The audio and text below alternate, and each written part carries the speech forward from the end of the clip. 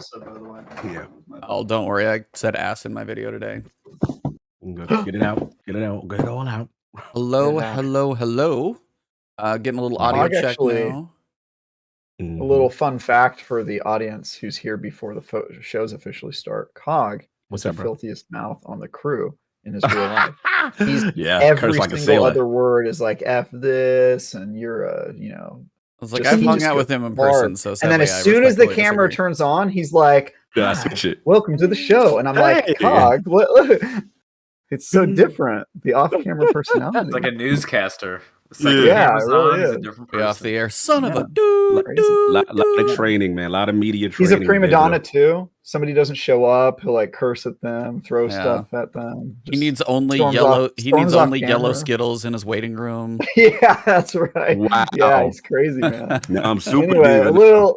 little insider That showbiz comes to- gossip for those of you that Come don't know. brings my water that already has it twisted. Yeah, I need it. I need it. That was a hilarious. Wasn't that on live when they were live? He's Yeah. like, "Do you need me to crack it for you?" And he's like, "Oh, that'd Yeah. be nice. Yeah, thanks."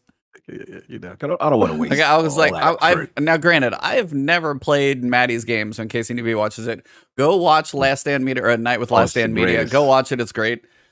Yeah. I did not expect Maddie to come flying out with the one that he did. Yes. But I will also say those Mhm. in the audience that felt like Maddie's game was higher than Dustin's game are all fired. Yeah. Yeah, I can't get on with that. I'm yeah. sorry. It's like, it may be a cool game, may hit in all the right spots, but like Dustin's game, I'm like, no. And even again, Dustin's genre, like too many things in there. It's like, I mean, and for me, I was like, I'm biased, but even still, I'm like, no. No. I'm with you there. I'm with you there. I felt Dustin got a raw deal in the situation. But yeah, go watch What, it. It's what was it again? Remind me. You told me this already, Cog. Favorite game of all time, like, or greatest game of all time. Yeah. Greatest games of all time. So each one of us. No, each I one of just us couldn't picked. remember what Dustin's was versus Maddie's. Soul Series, sir. Soul Yeah, Series. Dark That's Souls. right, Soul Series. Yeah. Mhm. Like, I mean, it's like Collins I couldn't argue with. Chris I couldn't argue with. Like, those made sense for where they were. And then you guys got Talking to Music, and yours is also like right there.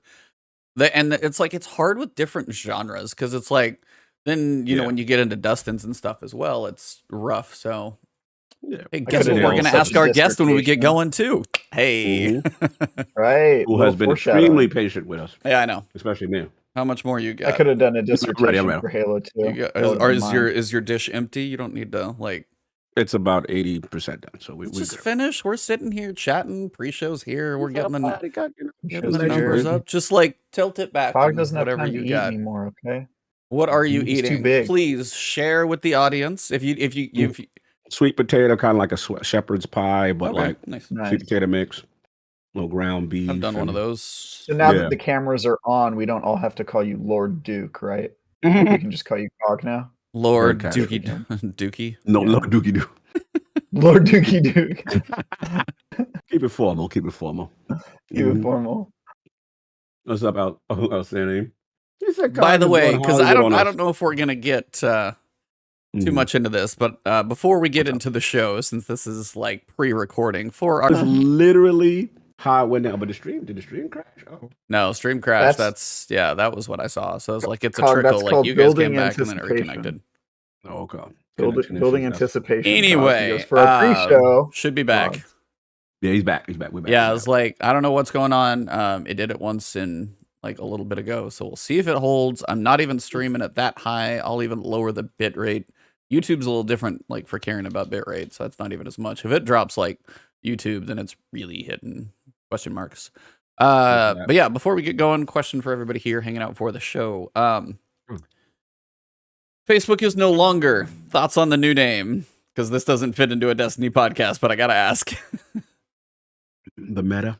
Does anybody Guest, care? the unnamed guest. I I until didn't you care, I'll be honest. Yeah. didn't give it in. I think it makes sense. Like their business shouldn't be called Facebook because Facebook is like just a piece of what they do now. Although it is like by far the biggest piece, but still, Like, I get like, why they're changing names, but I don't understand why people care so much or why they made like such a big announcement about it or just like so many parts of their presentation and their unveiling of this. It's just like nobody likes Facebook as a company right now. Like no one. It's They're not like very much It's liked an right now. image They're thing. It's an losing- image thing. they- Yeah. they've completely lost the young audience because teenagers don't want to be on the same platform as their parents on Correct. social media. Yeah, You know, they like say they that. need I a saw some separate data. place to talk, and so they're never going to get that group back, and so they're desperately buying like younger platforms, trying to win back what they were, and it's just, I don't know, their whole business is like, does anybody like Facebook? I was just more annoyed than anything is because somebody posted like it's just gonna mess up like SEO for gaming. It's like meta weapons. It's like meta now is broken in all search I didn't terms. even think about that. Yeah, like anything Yeah. gaming. Hey, what's the meta? You talking about that? No, I'm not. And please don't say those. Please do not reference the thing we don't talk about. Let's just change like meta for gaming terms to Zuckerberg. Like, what's a Zuckerberg? What's the Zuckerberg this week? What's the What's the Zucker? zeitgeist in what's the zeitgeist in Destiny right now? Yeah. Yeah. I kind of feel like Also, nobody's going to care that it's called Meta, and we're all just going to Yeah. keep saying Meta and never even think about the Facebook name ever again. Probably. Yeah. also, like, side note, Mark Zuckerberg is just a weird looking dude. Oh Right? yeah. It's like he's just strange. The savagery, I love it. Yeah, he's Got They everything did, like, right. kind of looks like Jordan me, Bells. actually. You have Looks better like hair. me. I'm kind of a little bit, yeah. Well, No, he got he's no. Your genes got- he are got your the- genes are better put together than his. Like, I mean- in that 30, what was it? Like that 30 I second. don't have to go there, Travis, but you know what I'm getting at. Like, you know you're what a I'm bit- saying. yeah, but you're a better looking dude than Mark Zuckerberg. Thanks. That's an easy Thanks, dude. answer there. They made like that 30-second, like, what do you want to call it, announcement, where he like was standing in front of like that whiteboard, and he was Oh, like, yeah. new company name, Meta, and like it was like he just had like the same face and was like doing this for like 5 seconds, and I'm like, did the video freeze? He's like, we're really excited. I'm like, oh, okay, all right. Like, yes, His yeah. programming was like, He's like, hold on, rebooting. That okay. meme is everywhere. That This meme is what everywhere. happens when the Wozniak of the company is also the CEO. You need a Steve Jobs, somebody who can Yeah. actually speak to other humans. You know, our like new that's- company name, Meta. Just first. And then it froze. Okay, Yeah. you guys got your recording stuff up. Everybody ready Yeah, to I'm get ready to rock. Audacity recording? You Yes. good, Protheon, too? Yes. Yes, I am. All right, hitting the record button when you want. Ready? All right, Yeah. hold on. Start those recordings in 3, 2, 1. Plug it. All right, it's going. To the races. Woo! To the races. Well, thank you everybody for showing up. We are going to get this crazy show on the road. Thank you guys for being here. Going to have an interesting discussion. But as we always do, everybody ready for that good old silence on the set so we can get this started in 5, 4, 3. All right. And we are live. The last word, Lord Cognito, Ebontis, Tie Guy Travis, that Thursday evening campfire that I love. What's going on, gents? E, we'll start with you first. How's life, man? What's been going on with you, man? That's pretty good. Computer is dry, so that's always a good thing. Scared us for a minute, bro. I'm lucky enough to be able to make jokes. I got to throw them out there. Can someone in the community make that Call of Duty Modern Warfare "Hey No Russian" meme where they're in the elevator? Can we do it except for "Hey No Spills"? Can somebody make that and just post it every time E promotes the show? Just "Hey No Spills." Hey No Yes. Spills. Yeah, let's make that. So yeah, I'm doing pretty good. Just had a little bit of dinner. I think we're all kind of settling in. But so far pretty chill. I'm literally like trying to figure out like video organization because I want to jump into Guardians because more and more people I know, like a buddy of mine who like doesn't usually will usually skip the stories actually enjoying Guardians. So I was like, that's kind of the one that's on my radar and kind of seeing where things are coming. But that's my next if I can squeeze it in. But for now, that's kind of where I'm at. Travis, what are you playing, reviewing, or trying to squeak in a match or two of Destiny if you can? Yeah, actually, crazy story this week. Not a crazy story, but unexpected news is that I played a ton of Destiny this past weekend because I finally got my girlfriend to play through Forsaken with me before it goes away. So we played through all of Forsaken, and here's the kicker: she liked Forsaken a lot and is now hooked on Destiny. What? And is like playing it when I'm not playing it. Like, yeah, I'm gonna log on to Destiny real quick, and I'm like, oh man, this is the start of something dangerous. Lady Tie Guy is gonna be climbing the trials charts. Actually, her gamer tag Earl Travis, That's which right, makes that's no right. sense. God. But there you go. Either Travis love- does but different yeah. things on the week. Either Travis has a different job on the weekends, biting. or it's his girlfriend. You're biting. You're biting. Zuckerberging. Oh, I Yeah. sound bad to you guys. You're in the robot. metaverse. Oh, You're in the God. metaverse a little bit. Metaverse. Yeah, you You're out, back out now. there. I think it's good now. I think it's good. Yeah, I You think talk. you're good. Test. Yeah, you're back. You're Yep, back. you're good. You're good. You're back. You're back. So I actually did all of my grinding for Festival of the Lost. I'm now completely done with that event. I caught up on some, like seasonal artifact, or not seasonal artifact, seasonal the weapon ornaments, ornament missions and stuff like that. I've actually played a ton of Gambit and Strikes, which you will be surprised to hear from me. So yeah, it was a very productive Destiny week for me. But aside from that, I finished my review of my previous game. This week, I'm working on Riders Republic, the Ubisoft Extreme Sports open world game, which is basically kind of like a Forza Horizon clone. Yeah. But it's quite good. And then I also finished in one day the Guardians of the Galaxy game, which is like a pretty long game. But I binged that thing, dude. I really liked that game. It was to me, it's like the sleeper hit of 2021. Like, That's what I think everyone's lots of saying. people, for whatever reason, were expecting that game to not be great, but it was. I couldn't put it down. I really, really enjoyed it, and think other people should play that game. So You're It like just the didn't, fourth like- person. Yeah. I was like, and I think the thing, at least from what I saw from Guardians of the Galaxy, still holds true from pretty much most of the reviews, is the combat is fine. From what I've gathered, Yeah. it doesn't like. it didn't bother me. I was like, when I saw it before, it just seemed kind of like, okay, like it. And again, from what I saw, that's like, it is better than the, it's the sum of its parts are better than the pieces. Like from whenever the story, the art, and all that stuff, like really, really good pieces. Combat is not the highest piece of the puzzle, is the best way I can phrase that. So that still holds up to what I saw, but like the fact that people are raving about everything else still makes it worth it. It sounds like.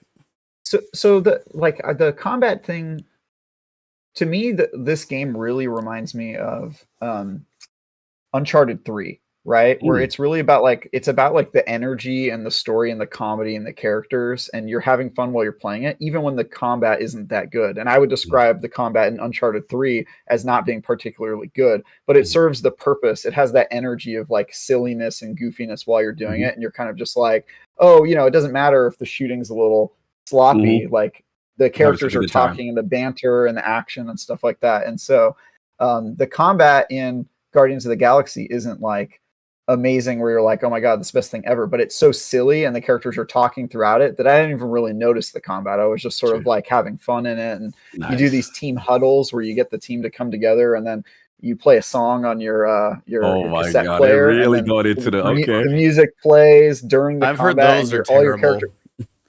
All your characters are more powerful while you're as long as the song lasts. So they're going by strip club rules, I guess. One song's worth of power up. But yeah, it's quite good. Some man. people had a whoosh moment right there. I'm pretty sure. What's that mean? Google. Anyway, moving past that awkward conversation. Magneto, how you been, sir? What have you been up to? Pretty good, man. Besides popping up on that live show.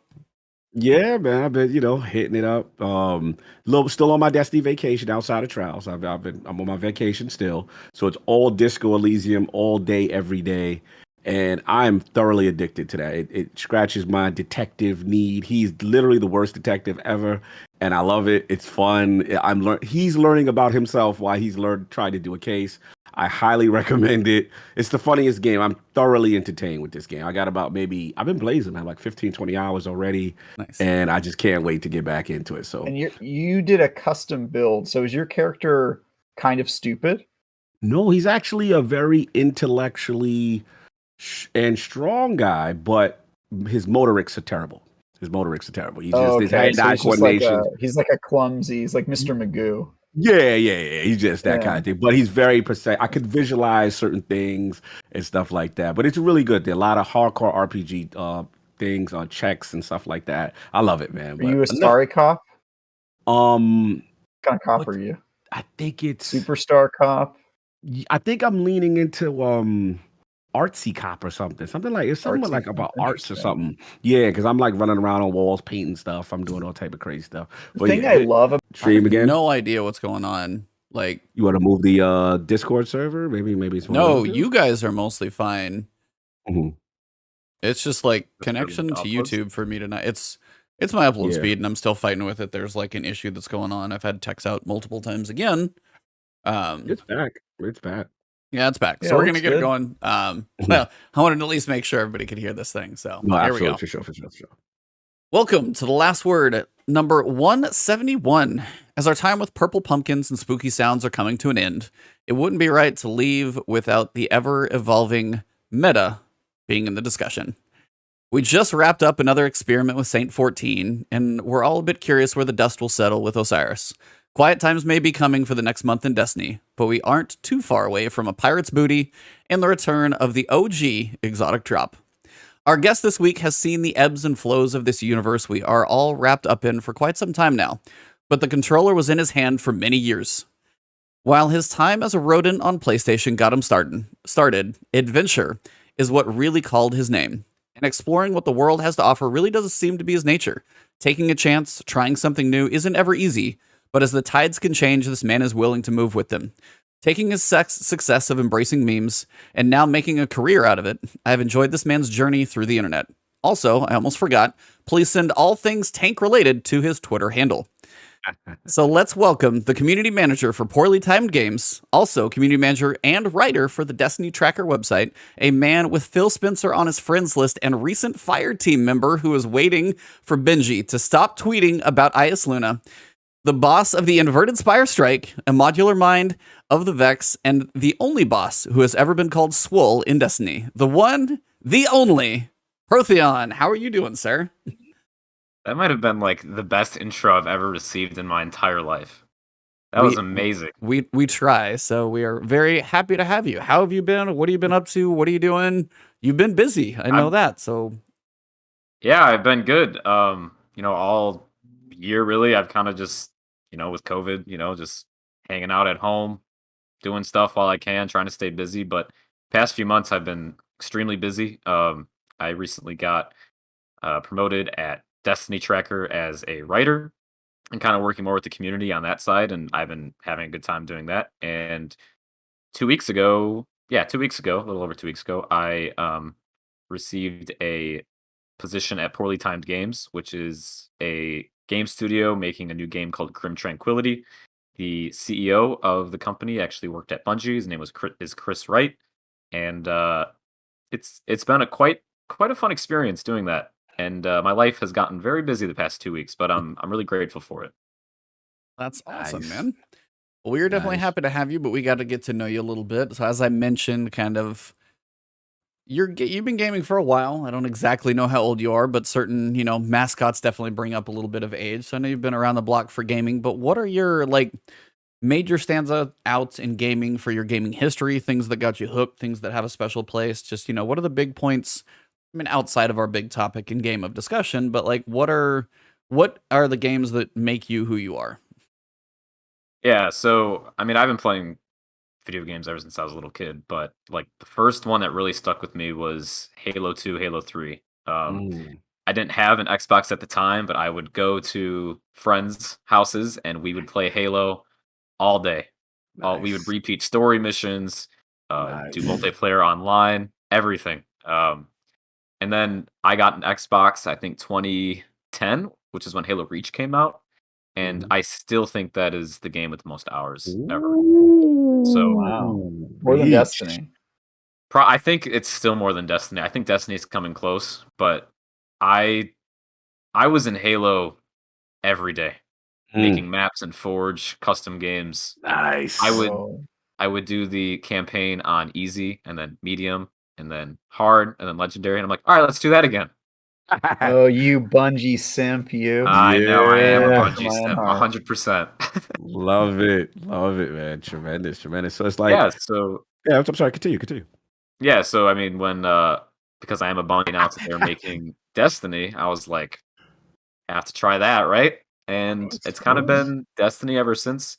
I've been experimenting with more games here and there, but Mhm. I still consider myself like a Destiny main. like playing wise. So No doubt, no doubt. Yeah, I was gonna ask you because obviously, the Halo in the first person, it's like the natural transition, right?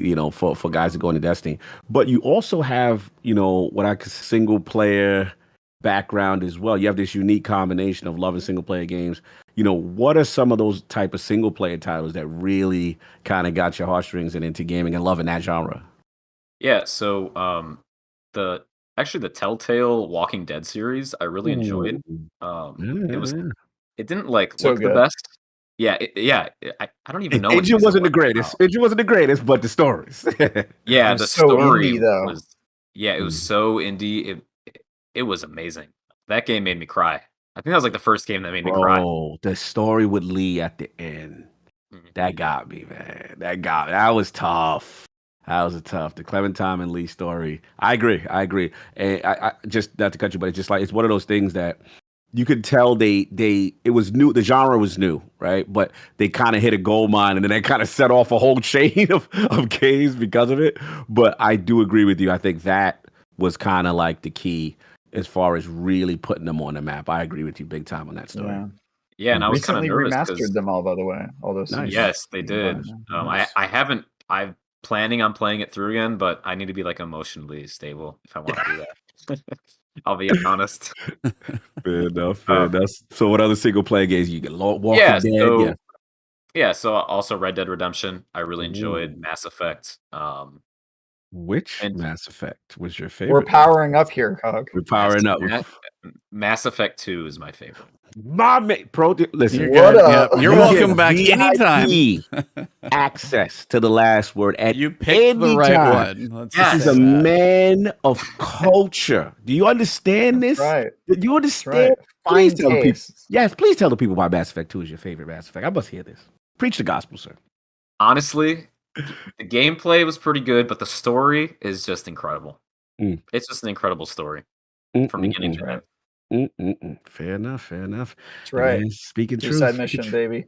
Yeah. Let's get Has it. there ever been More a better single-player moment in gaming games? than Suicide Yeah. Mission? Yeah, Mhm. for sure. More single player games recently.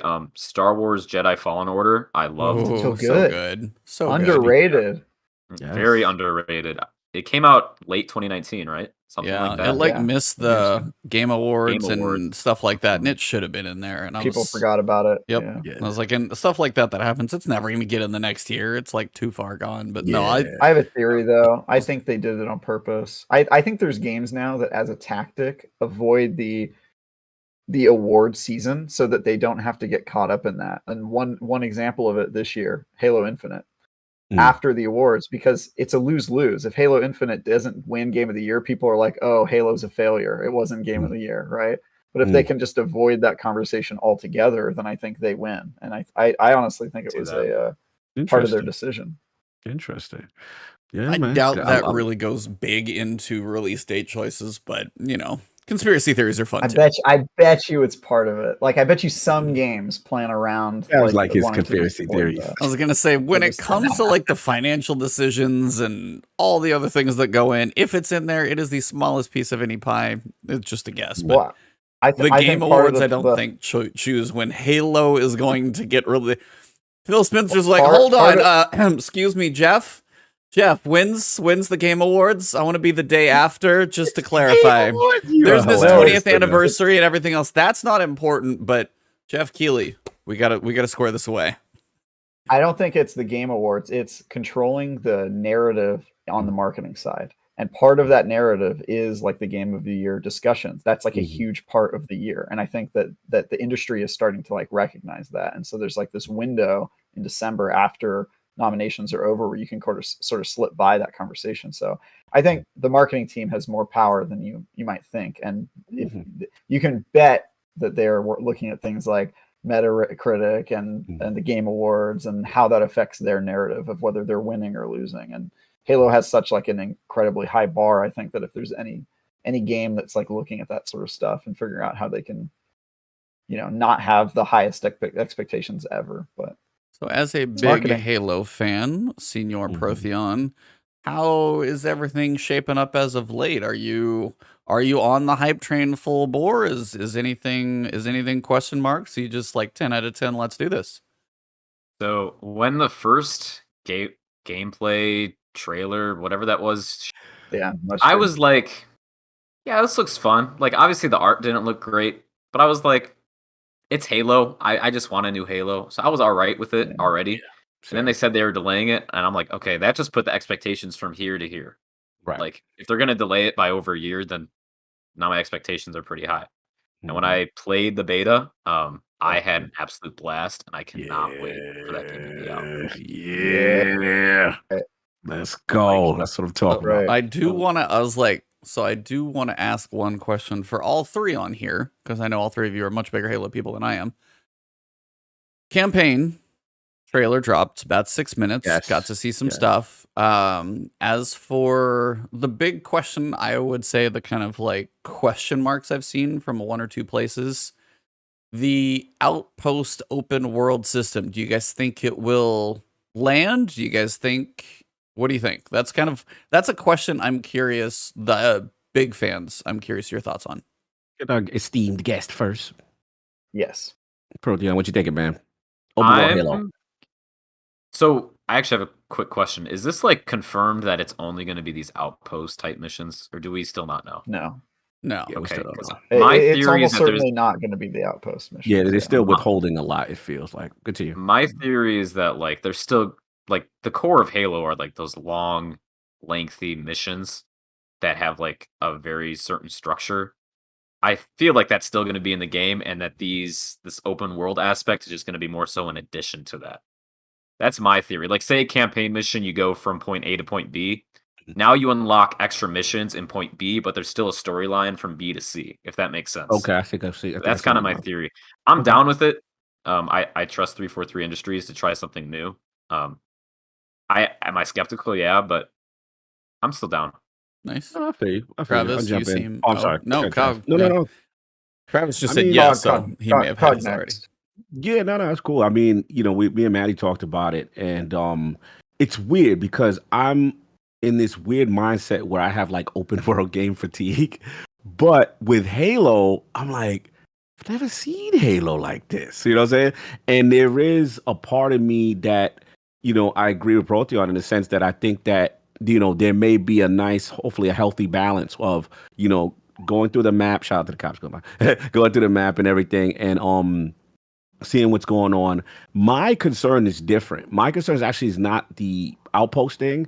My concern is more of the biome thing. I want to see more diverse areas. I'm not saying they don't exist, but like, let's say they had a snow area or they had a desert area. I don't want the whole thing to just be, jungle outside kind of thing. Magical ring fortress. Right. Or forest. You know what I mean? Now, I did hear there are different things. I hear you can go down in caves. I heard there's, different stuff. So there probably will be. And if there's not an abundance of the biomes, my other theory is that because it's kind of following pseudo Destiny with, live service, kind of like ongoing 10-year plan game, that my guess is they will add their Europa, you know what I'm saying, or their, because we from Destiny, we know how that goes with future content and stuff like that. But no, I'm excited. I think it's Halo. The sandbox is amazing. The things you can do looks so fun. The grappling hook, and for me personally, the only thing from Halo 5 that I missed was the thrust. And when I saw the thrust is back, and as a customer, so now bro. So I love the idea of a customizable Master Chief. That excites me on, even if it's a minute level. But Charles, what you think after everything you saw? Like, how you with this thing, man? Yeah, I think people are being really pessimistic about this, and just generally speaking, my reaction is people are just not. Halo's like it's a sacred cow, right? Yes. Like a lot of people have a hard time. It's our baby. It. So, but personally, my opinion when I saw it was I thought it's brilliant, and that 343 is way ahead of where other people are, and I don't think people understand what they're trying to do yet. Because for me, that moment where you touch down on the Halo ring in Combat Evolved, and you open up that kind of semi-open world on that first level. That was so informative. I feel like my brain like gained so many wrinkles on that day because it kind of like changed what I thought a game could be. And I just had so much fun, even though it was only those 3 little areas you go to and you take them out. But like it it kind of like opened up this idea of like what gaming can be. And I think they're embracing that. They've said that this is like a soft reboot. Yes. And I think an idea where you're on a Halo ring and you're just exploring and doing stuff, and then in between that you have main kind of missions. Yeah. Like that's like me what they should have been doing at like Halo 4, right? I feel you. And Halo games have become more and more linear over time. Like Yes. if you go back and you play Combat Evolved 2 Betrayals, that level is crazy. Like the amount of stuff you can do and places you can go. And over the years, they've gotten more and more kind of just like shooter hallways like Call of Duty, right? Halo 4 is the worst one in terms of like how much it just limits where you can go and what you can do and focuses you on the campaign. And I think they're trying to do the opposite to that. I think people who compare it to like Far Cry are completely missing the fact that like this is a Halo game. Like Far Cry's biggest problem is that the gunplay has never been amazing, right? Like it's sort of just like a generic shooter, and its advantage is that it's over the top and has an open world. Halo is on a whole different level, and if they could turn that into a semi-open world game with side quests and all that and RPG elements, like you said, Cog, I think that's like that will turn out to be like the Breath of the Wild of the Halo series. I think people will be like, wow, why wasn't Halo like this years ago? A long time ago, you know? Yeah, why didn't they do this so long ago? And the other thing is that we already know there's going to be multiple campaigns inside Halo Infinite, because they've said it before. There's already 2 campaigns in the game. Multiple-year plan. Sounded like Destiny when they said a 10-year. I was like, oh god. Yeah, and 2 of them. Here we go. 2 of them have sort of been leaked already, but it's not to the extent of Destiny. You know, Destiny tries to combine it all. Halo's going to have the campaign ongoing and then a separate app that's the multiplayer, and they don't really compete with each other. But I have a ton of thoughts on these. I'm actually going to be talking about. I'm going to be doing like a Halo podcast with Ains. Later, I gotta listen. What y'all doing? Ains is so hardcore. Yeah, he's very hardcore. I'm very hardcore. Yeah, you two will make a great podcast. I got to listen to that. Yeah. So we're definitely going to be talking about this, but I'm like super passionate that this is the right way for Halo to be going. And I think people don't get it yet. And I think it'll take them a while to catch up. But I think once they get the game in the hands, there's a pretty good chance that they're just going to nail this thing, and everybody's going to be like, damn. Yeah. Why did they do this years ago? Just wait 5 years from now when they make the Halo content vault and Twitter goes crazy. Yo! They're really like, we're bringing maps from Halo 2. People are like, why are you making new maps? Just a lose-lose, right? We're sunsetting weapons now. The DMR is getting sunset. Here's the thing, though. Here's the thing, Protheon. Halo already has a content vault. It's called the Master Chief Collection. You're right. If they move the old campaigns and throw them in Master Chief Collection, and that just becomes a 200 gigabyte game, I have no problem with that. Keep it coming. You know what I mean? So that's what Destiny needs. Destiny needs a Destiny Guardian collection, and just make all their old campaigns available through that sort of app. Yeah. Absolutely. Well, I am so sorry I took us down the tangent of Halo, but as you're a big Halo fan, I did want to open it up. I just didn't know I was going to open it quite that wide. Sorry. Once you're good. You're Halo, good. It just comes flowing through. It flows out. What I wanted to ask, though, for you, at least for me as well, outside of gaming, your name, your emblem, and everything. Where was the origination, the choice for it, and then also, you got to explain 1 or 2 of the jokes that have happened along the way, because those are entertaining. Break it down. Okay. Super long story short, right? I just wanted a gaming-themed Twitter, so I didn't bother my real life friends, right? I didn't want them to be bothered by all my posts and all that stuff. So I saw, this is way back in 2014, 2015, I saw Twitter accounts that were just random Destiny things. And I'm like, sure, So I originally named mine Quodron, which is actually one of the Vex bosses in Prison of Elders. Prison of Elders, yes. Yeah, and I wasn't really trying to be a content creator then or anything. It was just the name, right? And then X Warmind has arrived. Yeah. Yes, exactly.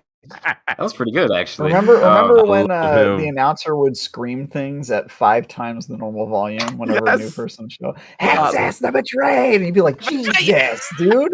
Yo, I love that. I think it was Varix's coming out party. He became a star to me. It was like, what is wrong with him? You can tell. Yeah. He likes certain bosses more than others. Yeah. For sure. Yeah. The defiled. Yeah. I used to have to So, take off my head. And then last year, Mhm. like a week after Beyond Light came out, running some strikes, getting my power level up for the raid or whatnot, and I'm running the Inverted Spire strike, and I saw a Drake tank spawn, and I've never seen that before ever. So I took a video of it, and I put it on Twitter, and I just said, "Hey, is this new? Like I've never seen this before. Is this new with Beyond Light? Are they just adding like tanks to strikes?" And about like 8 to 10 people commented like the exact same tweet. It just said, "No, it's always been in the game. Like you're stupid. Like it's always been. Disrespect. It's just really, really rare." Mm-hmm. So I was like annoyed reading that out because I'm like, this is what I would do if I saw it. If I saw one person like comment that, I wouldn't say anything. I'm like, okay, that person gets it. I don't need to comment it again. So I quoted that tweet and I said, "Thanks for the 10 people who said like I get it. I didn't hear you the first 9 times." So then everyone thought it'd be funny to remind me forever for the rest of my life that there's a tank that spawns in the Inverted Spire, which is ironically the Protheon strike. So I'd still get posts of, "Hey, the tank spawned," with screenshots. Oh, they foul. It never ends. Petty. They petty. I saw the tank today. Yeah, exactly. October This is true. 27th, as I load into the Vanguard playlist tonight, we saw the Inverted Spire, and as I jumped off the cliff, I saw the tank below. I had to tweet Protheon.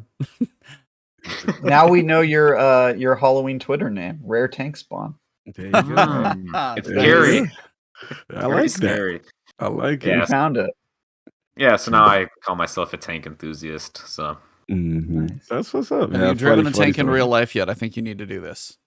no, that's on my list of things to do. Like ironically, I love tanks in video games, like the Scorpion tank in Halo. Not to like reopen that can of worms, but That's right. That's right. Reopen you it. do that. No, you do Reopen that. it. You do that. Yeah. yeah, Go ahead. You most should, fun dude, too. embrace it. You can have tank themed streams where you play Mhm. games that feature tanks and you wear a tank Yeah. top. There You know, the done. possibilities Tank are top. limitless. I didn't think about that. I'm done with him. He's out of. He's so loose right now. Question: being that we're on the subject of tanks, how did you feel when D1 had what is it? What mixed combat arena where they had the vehicles and like? How did you feel about Oh. that at D1? Yeah, so I mean, coming from Halo, I was like, "Oh, this is like big team battle," and it Yeah. kind of was, but kind of wasn't. It was kind of like strange, like a strange Yeah. in between. I do want to called see it it bad return in team some battle. way. Yeah, I do want to see it return, but like in a good way. Like if Gotcha. it were to return how it was, I probably wouldn't be happy. Mhm. I don't know. Maybe I would because Yeah. PvP kind of needs like You a. need like I Mario don't know, I'm in a Kart weird Sparrow mental- Racing. Just put them together. We need diversity. Yeah, I Yeah. actually I had a theory that how we've all us PvP mains, COG, we've been like Mhm. bemoaning when did Bungie give up on PvP? And my theory was they gave up on PvP as soon as they took all the vehicles out of PvP way back in D1. I think it's that long ago because that was the point where like they were like, we're gonna build the PvP. It's gonna be like this whole thing. It's kind of gonna be like a sandbox like Halo, and then they sort of like scaled it way down. Way and down. I was Yeah. and they gave up completely on the idea of Yes. having big maps and vehicles. And I was just remember like, oh, I guess Destiny isn't a PvP game. And I felt that way since then. Like even when they added trials and stuff, sort of just like, yeah, I mean, this is nice, but PvP is sort of the secondary in the Destiny Yeah. world. I mean, look how small they scaled it in the launch of Destiny 2, 4v4. Yes, I Yeah, remember. I was really very small. angry Yeah. at that. I remember that. That was Yeah. a time. Oh yeah, for sure. They've been scaling it down basically they've added modes over the years and then taken them away, which I Mhm. guess they're re-giving some of those back to us. Mhm. Long live Rift. the But yeah, I honestly think like if Bungie would have stuck to their guns and tried to develop the Destiny sandbox to include vehicles and have maps and different types of game modes, they could have a trials and then a more casual version where it's just big team battle with vehicles and Mhm. stuff. The game would be so different today. Yeah, I agree. But I yeah, agree. they've never sort of just gave it up. He just went away for Trav. What you got for Protheon, the legend here? Any questions? Yeah, I was hoping you could tell people who don't know what Destiny Tracker is, what it is, and Yes. how you got involved in that and all that. Nice. Yeah, so Destiny Tracker is a branch of Tracker Network. They track millions of stats in tons of games: Rocket League, Battlefield, Halo, Call of Duty, Warzone, League of Legends, like tons of things. And so I I've always kind of expressed interest publicly that like I think being, social media manager, like running that stuff would be interesting for things that I'm passionate about. Yeah. And I was just reached out by his name's Jay. He was like the general manager of the Destiny Tracker branch, and he said, "Hey, would you want to help out on Destiny Tracker, just tweeting like news posts and helping me with the account? Like we've grown a lot and we need the help." So I said, "Sure, I'll try it out." And there was a lot of learning on the way, but it's been a really fun experience. It's tougher than it looks. Like you're constantly scanning like Destiny news, and Yeah. you want to provide information in a way that isn't hard to read, right? Right. Because there's tons of people out there that don't read every TWAB. There's tons of people that don't read every Reddit post, and you want to kind of like condense those important points to people, to social media, which is what these people are on, but they might not be necessarily looking at everything Destiny and not be caught up to date with the news. I mean, thankfully the Bungie's been putting like those in-game messages out. Yeah. Like I think that has been an awesome change, because there's so many some of my friends, they don't know everything going on with Destiny. They're more a casual player and they don't know all of this stuff. Yeah. Even I that's use kind of it how I got started. Even I look at the Destiny Tracker post just because sometimes it's easier than logging on, especially if I'm working on a review or something and I don't have a ton of time to commit to Destiny. It's just good to like check in and see what's happening. But, it's interesting because Destiny is one of those weird games where it's like the hardcore that are invested, we know what's going on, but we even have it's one of these games that it kind of requires an external resource to know what's going on consistently. You know what I mean? Like it's weird. I've never really had a game like that where it's like, and there's so many different pockets of information you can go to specific people for. So it's cool that, you guys kind of got something to consolidate a lot of the information and bring that out, to the people. I think that's really cool. What do you think is, to add on to Travis's question, what do you think is kind of the hardest things that people don't understand about that Destiny Tracker that's hard to maintain and keep up with? It's definitely scanning information 24/7. We'll get tweets at 12 o'clock and 3 seconds right after reset. 3 seconds after reset. Hey, what's the trials weapon? Okay, I don't know. I'm working on it. And that could be time consuming sometimes, because every Friday I'm looking, scanning. There's tons of misinformation back and forth too, and we don't want to be providing that false information. So it's just having to keep your mind constantly looking at updates into the game 24/7. It could get exhausting sometimes. Totally and it's actually kind of different. Like if you look at Tracker Network, we're not really a news organization. It's purely for stats, but we kind of converted the Destiny Tracker account into news because we felt like it was just beneficial for the community and everyone else to kind of stay up to date with things. Yeah, sorry for tweeting at you about what the trials weapon is every Friday at noon. Okay, I wasn't gonna out you right here. Yeah, it was Travis. I wasn't gonna out him right here, but I mean, it's my ritual, We all have Friday rituals. My ritual is I tweet at the Destiny Tracker account and ask them for a question. I also like to ask them for Zur. Where is Zur? I ask them 1 hour before Zur shows up. That's my move. Yeah. Hey, if you ask them 1 hour before 2 weeks from now, you'll be right on time. That's right. Yeah. Good question. That is true. Good call. Ask me how I know that. Yeah, so whenever there's a new thing that happens at reset, Jay and I are kind of like, oh boy, here we go. I gotta be looking. It's like, we got the Agar Scepter quest. You've got these Yeah. No, it's literally. I mean, I don't keep up with everything by any means, so especially on an article website. You're I'll try and do everything you can, but yeah, it's always 12 o'clock in 1 second. Go. Help. Can't even get into the right instance. You're tweets are going. You're I just need to log in. It's pretty brutal. I mean, the reveal event was rough. I mean, we warned everyone beforehand. We're we were going to try to sum up everything, so sorry for the spam. But that event was so fast. We were all right, I got this. Yeah. We double tweeted some things. We're I'll delete this one. So, I mean, that part of it can be weapon crafting. But... Anyway, moving on. Yeah, exactly. Just huge items that they just say in one sentence. Yeah. You have a glaive. Go. You'll be able to make them, maybe. But the glaive they at least focused on for like 10 seconds. The weapon crafting was the weirdest one to me because it's a huge announcement and they spent like half a sentence on it. They're like, weapon crafting's coming. Anyway, next. So same with Void 3.0. If like I rewatched it. That's it true. Like yeah, seconds. Void 3.0. Like, oh yeah, we'll be working on the light subclasses and we'll be starting with Void and the other ones will be coming later. Okay, bye. I'm like, okay, whoa, okay. Yeah. Quick. They did a little breakdown on it in one of the TWABs. I remember like a bit of a discussion we eventually got to, but I mean, going back to what you guys were talking about, Destiny has a history of launching things not always in the best state, whether it's currencies or convolution or anything. When it comes to weapon crafting, and Protheon, you get to go first, do you have any thoughts of how it might work, and do you think it's going to be player-friendly or not? Not to tee it up for you or anything. Not to lead the witness. What?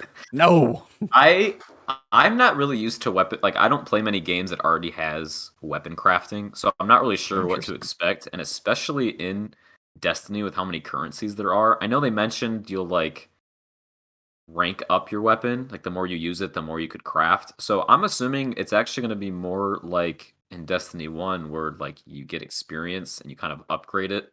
Yep. That's where I'm going. Going back to the nodes, we go back to the circles. We've come full circle. Yep. I really do. I think we might see a return of the circles. Oh, we're gonna be on the Cosmodrome doing the spin metal dance. They gotta find some way for me to spend my thousands of environmental currencies. So gotta spend those currencies. Yeah, so I'm not the best on like weapon crafting, how that works. That's my theory. I'm hoping it's player friendly. I hope there's not a currency involved. In all honesty, you naive little. Like, I don't know if you can go zero currencies. The better question is how many do you think there will be? How many of these parts do you need to convert into weapon barrels and stocks to then assemble into weapon frames and then take to the forge to create your actual weapon template, and then you can take that template and go to Ada, and she's got to put it back in the loom to cover it in fabric, and then you don't just craft the weave. Yeah. Didn't they simplify that though? Didn't they simplify that? A little bit. And all a little that? bit. Okay. They took one of them out. They took out one of the steps. Yeah. I would like to see a show of hands. How many people here think that there is even a small chance? Who thinks that there's like greater than a 5% chance that in the weapon crafting system, they include an existing material called weapon parts as in the system? I think there's a chance of that. They got to figure out what to do. My 17,000 weapon parts gotta go somewhere.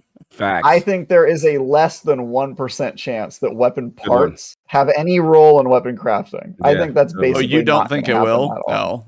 No, at all. Because people have stockpiled them too much, and like, how the hell are they gonna? There's like no way to do that. Like, Bunch been known to kind of like think about the existence of what was that the something of Triumph, the Callous Room, where they gouged us for all our resources just to finish that trophy room. Remember that thing? Oh yeah, and then they deleted the damn thing after you dumped all your resources into it. They vaulted the halls of I can't even remember. I know what you're talking about though. You know what I'm talking about. See, there's two ways they do it. One is they take all of your resources because you're thinking of is that the trophy room, right? They sucked out all your resources to get it. That's one thing. Tribute Hall. They were trying to rein in the amount Tribute Hall. They're trying to Tribute Hall. Yeah, they were trying to rein in the amount of resources that people had very clearly because they just overcharged us for everything. But the thing about weapon parts is they're already kind of useless, right? And so they don't really need to reduce our amount of weapon parts, but they also can't just have us have 10,000 weapon parts on day one. So that means that they have to come up with a weapon crafting system that does not use the item called weapon parts, which is crazy. Like, that's just like looking at it on paper. Like, they're going to have a weapon crafting system, weapon parts aren't going to be included in it. But I just don't see a world where they incorporate weapon parts because it's such a like useless material right now. And I've got what about weapon telemetry?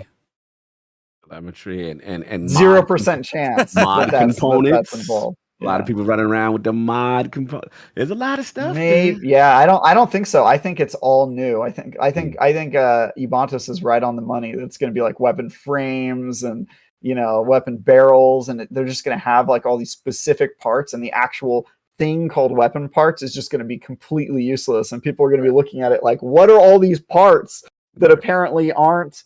Maybe they'll let you take your weapon parts and spend like 1,000 of them to buy one weapon barrel or something, just to get rid of it and address the weirdness of that currency. But I just really don't see. I don't see those being used at all, and I would be shocked if they were like, oh yeah, you use weapon parts to craft weapons in our weapon system. Then I'd be like, whoa, They seem like they want to make weapon crafting like a new core part of Destiny. So I'm hoping it's not so convoluted and it's more simple. Yes, please. Oh, and then sadly, new Rad. I know. I said I'm hoping. And then sadly, new Rad's like, is there going to be a crafting limit lockout? Yes. How many can you do each I'll put week? money on that one. Yeah, I'll put money on no, It's going to be like Warframe where you buy it this week, you make your deposit, and then you've got to let that vested interest grow and blossom into a weapon next week that you pick up at Arms Day. They're going to bring back Arms Day when you can. Hey, remember that? Yeah. I forgot about that. Yeah, I could see them being like, oh, you need to upgrade your weapon. It'll get to the next stage at like reset. I could see them for sure. Something like that. Yeah, so hopefully it's not I'd be too surprised crazy if they put like a cap on it, or if they put like synth weave into it, or some like cap that could be raised. You really hopeful, Trav. You really hopeful. This Bungie, y'all. This Bungie. You know how they do. I do know how they do, but so far they've been pretty good at staying away from stuff that is pay to win. And if you put a cap or money at all into a weapon system, then it becomes pay to win. Ornaments, fine. But an actual weapon system where I could have better weapons than you because I paid money, they've never crossed that line. And I think if they did, they would have to do a 180 pretty quick because the players would not take that. So here's a question, Protheon, for you. As you've been covering a lot of Destiny, now you cover it for Destiny Tracker.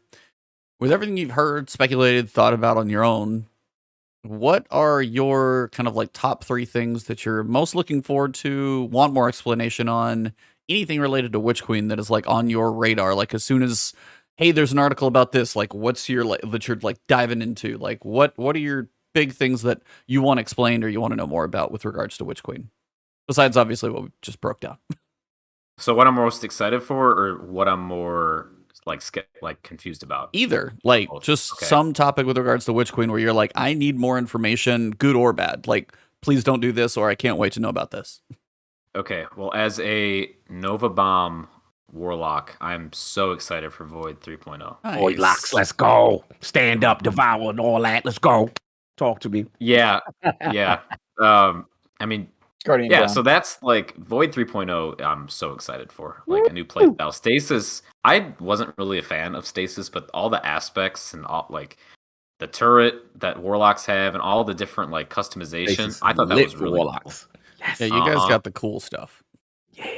Yeah, we did kind of get spoiled with that. Yeah. Talk to that. Titans have the worst using that Aegis Scepter with that chest of battle harmony. Using that chest of battle harmony too. Continue. A Warlock. Were you using that against me in our trials match 2 weeks ago? Yeah, that would have definitely been contributed to why I lose it if I was doing that. I was gonna say who won that match. But... Oh, we got stomped. Oh my god, I was stomped. We probably like won one round versus my poor little dudes. And then I was like, I get this message. I'm like, I said, this person talking trash. Like I didn't know. You know, you just get a message after a message. I haven't looked at the message yet. So I'm like, who is this? And I'm like, oh, it's Protheon. I'm like, oh, that's what's up. He's like, hey, good match, bro. I was like, oh, that's what's up. It was so cool. It was so cool. Yeah, that was cool. That was like the first time I've like met someone I knew through trials. Yeah, that doesn't happen to me often. Yeah, that was cool. Matchmaking was it. Yeah. Another thing I'm really excited about is I like that their new focus on the campaign. Yes. How they want it to be repeatable and like with like different versions of. Did they specifically say hard mode? Legendary. Mode. Legendary mode. Some type of hard mode, legend mode. Yeah. Yeah, I mean, again, Halo. I mean, I'm used to that stuff. Yeah. Yep. I'm excited to try that out. Crank it up. We need to put on swords. I mean modifiers. Yeah. And third thing, I mean, the raid, right? Yeah. I love raids, so I would say PvP maps, but unfortunately, that's not coming till after. Yeah, Stack it out. Let's stack it ridiculous. yeah. Yeah, that's not too much. You know what I'm waiting for? That next Gambit map. That's top on my list. I've got to know when it drops. Mm-hmm. Yeah, I'm hyped Especially about the since they raid. sunsetted 2 of them, and one of them I really liked, that Tangled Shore one. I know I fell a lot, Yeah, but it I was, felt a it was lot in that fun one map. too. Yeah, I did like that map. I mean, was- there were it a was an total of interesting map. 6. You should never have gotten rid of any of them. Yeah. That's weird. That's still. They got rid of the Dreaming City one. I always thought that one looked pretty. Yeah, Yeah, that's the one it's a behind little the too gate. big though. Yeah, That the one one was behind a the little gate. too big. It took forever to get to certain parts of the map. It needed to be reworked. What about you two? Just give me one. Maybe you haven't thought of recently. Which queen wants, hopes, dreams, desires, fears? What you got? Mm, The queen. What you want? I still want a second location that we don't know about. That's the big like dream. the Dreaming City. Yeah, that's like the big one. It's like, I know they said that they're never going to be able to do like the size of Forsaken or whatever, but my worry is that it won't have the end game legs that we want it to have, because that, for all of its faults, and it had quite a few beyond light, it didn't really have much in the end game. Like after you beat the raid, there were a few things. There was like the weekly events where we were figuring out what was going on with what's his face, giant robot face. Yeah, that's it. And stuff like that, but there wasn't a ton. I felt like we were waiting pretty much right away. Whereas Forsaken, there was like a month and a half, almost 2 months, where every single week there was some new stuff going on, and I just remember being like, "Wow, this game's like huge," and it felt more like an annual expansion rather than just a regular like seasonal thing. So my thing is, I just want the end game to like be there. I want Witch Queen to actually have legs. I don't want to be thinking about playing. You know, what game's next, you know, after like 2 weeks with Witch Queen, you know. So even though there's going to be like 50 other games coming out in that window, of course, that's insane. There's not enough time Ring, there's not enough time in that month. Yeah, somebody said I need Feb like March timber. I need to just make up a month and squeeze one in there. So I guess my answer is just surprises. I just want to be surprised by anything during the DLC. For me, I just want good transition to the raid. I want good narrative transition, and I want true fear of Savathun. I want like real serious stakes, you know. And I think I agree with you, E. I don't know if you said it or Trav said it, where it was kind of like, you know, I think it was you, E. Where I don't want a situation where we do the narrative, and then we just go in there and we just squash her. Oh yeah, not a Zol. If they do a Zol killer in like a strike mission, no, Savathun deserves so much more. And they got a voice actress for her. It's like, it feels like they're setting someone up who, if they do that too, it seems like such a waste. Like they're squandering such an opportunity for character arc and development, interesting story with Crow and everything we've got going on with Mara. Like, if half of these people survive and like no major people die, which still don't even know if that's going to happen, or if we'll get Osiris, like if any and all of these people keep going, like there's a whole lot of cool stuff that can be told there. And I just hope they use this opportunity that they finally have set up some cards that kind of give you a direction to go and go with them. Not just here you go and tip the house over again. Absolutely. And that's why part of me feels like she needs to stay around a bit, and this thing has to continue a little bit, because like the Zol situation and the squashing and you know, are you still in the camp of us aligning ourselves with her in the end, Cog? I think so. I think they are at the end of the setting us campaign, up. or you know what it is? It's the fact that the light, somehow she's manipulated and the light has quote unquote chosen her. So that part of me still is holding on to the hope that we're not done with her, because technically, in a sense, she's one of us. We're also apparently hanging out in her throne world, and if she was dead, that'd be a little weird if we're still hanging out in her throne world. Protheon, you was about to jump in? Yeah, I think... What you think? That Savathun is going to be... I don't think we're going to be friends. I think she is going to be her death is going to be what ends the Light and Dark saga.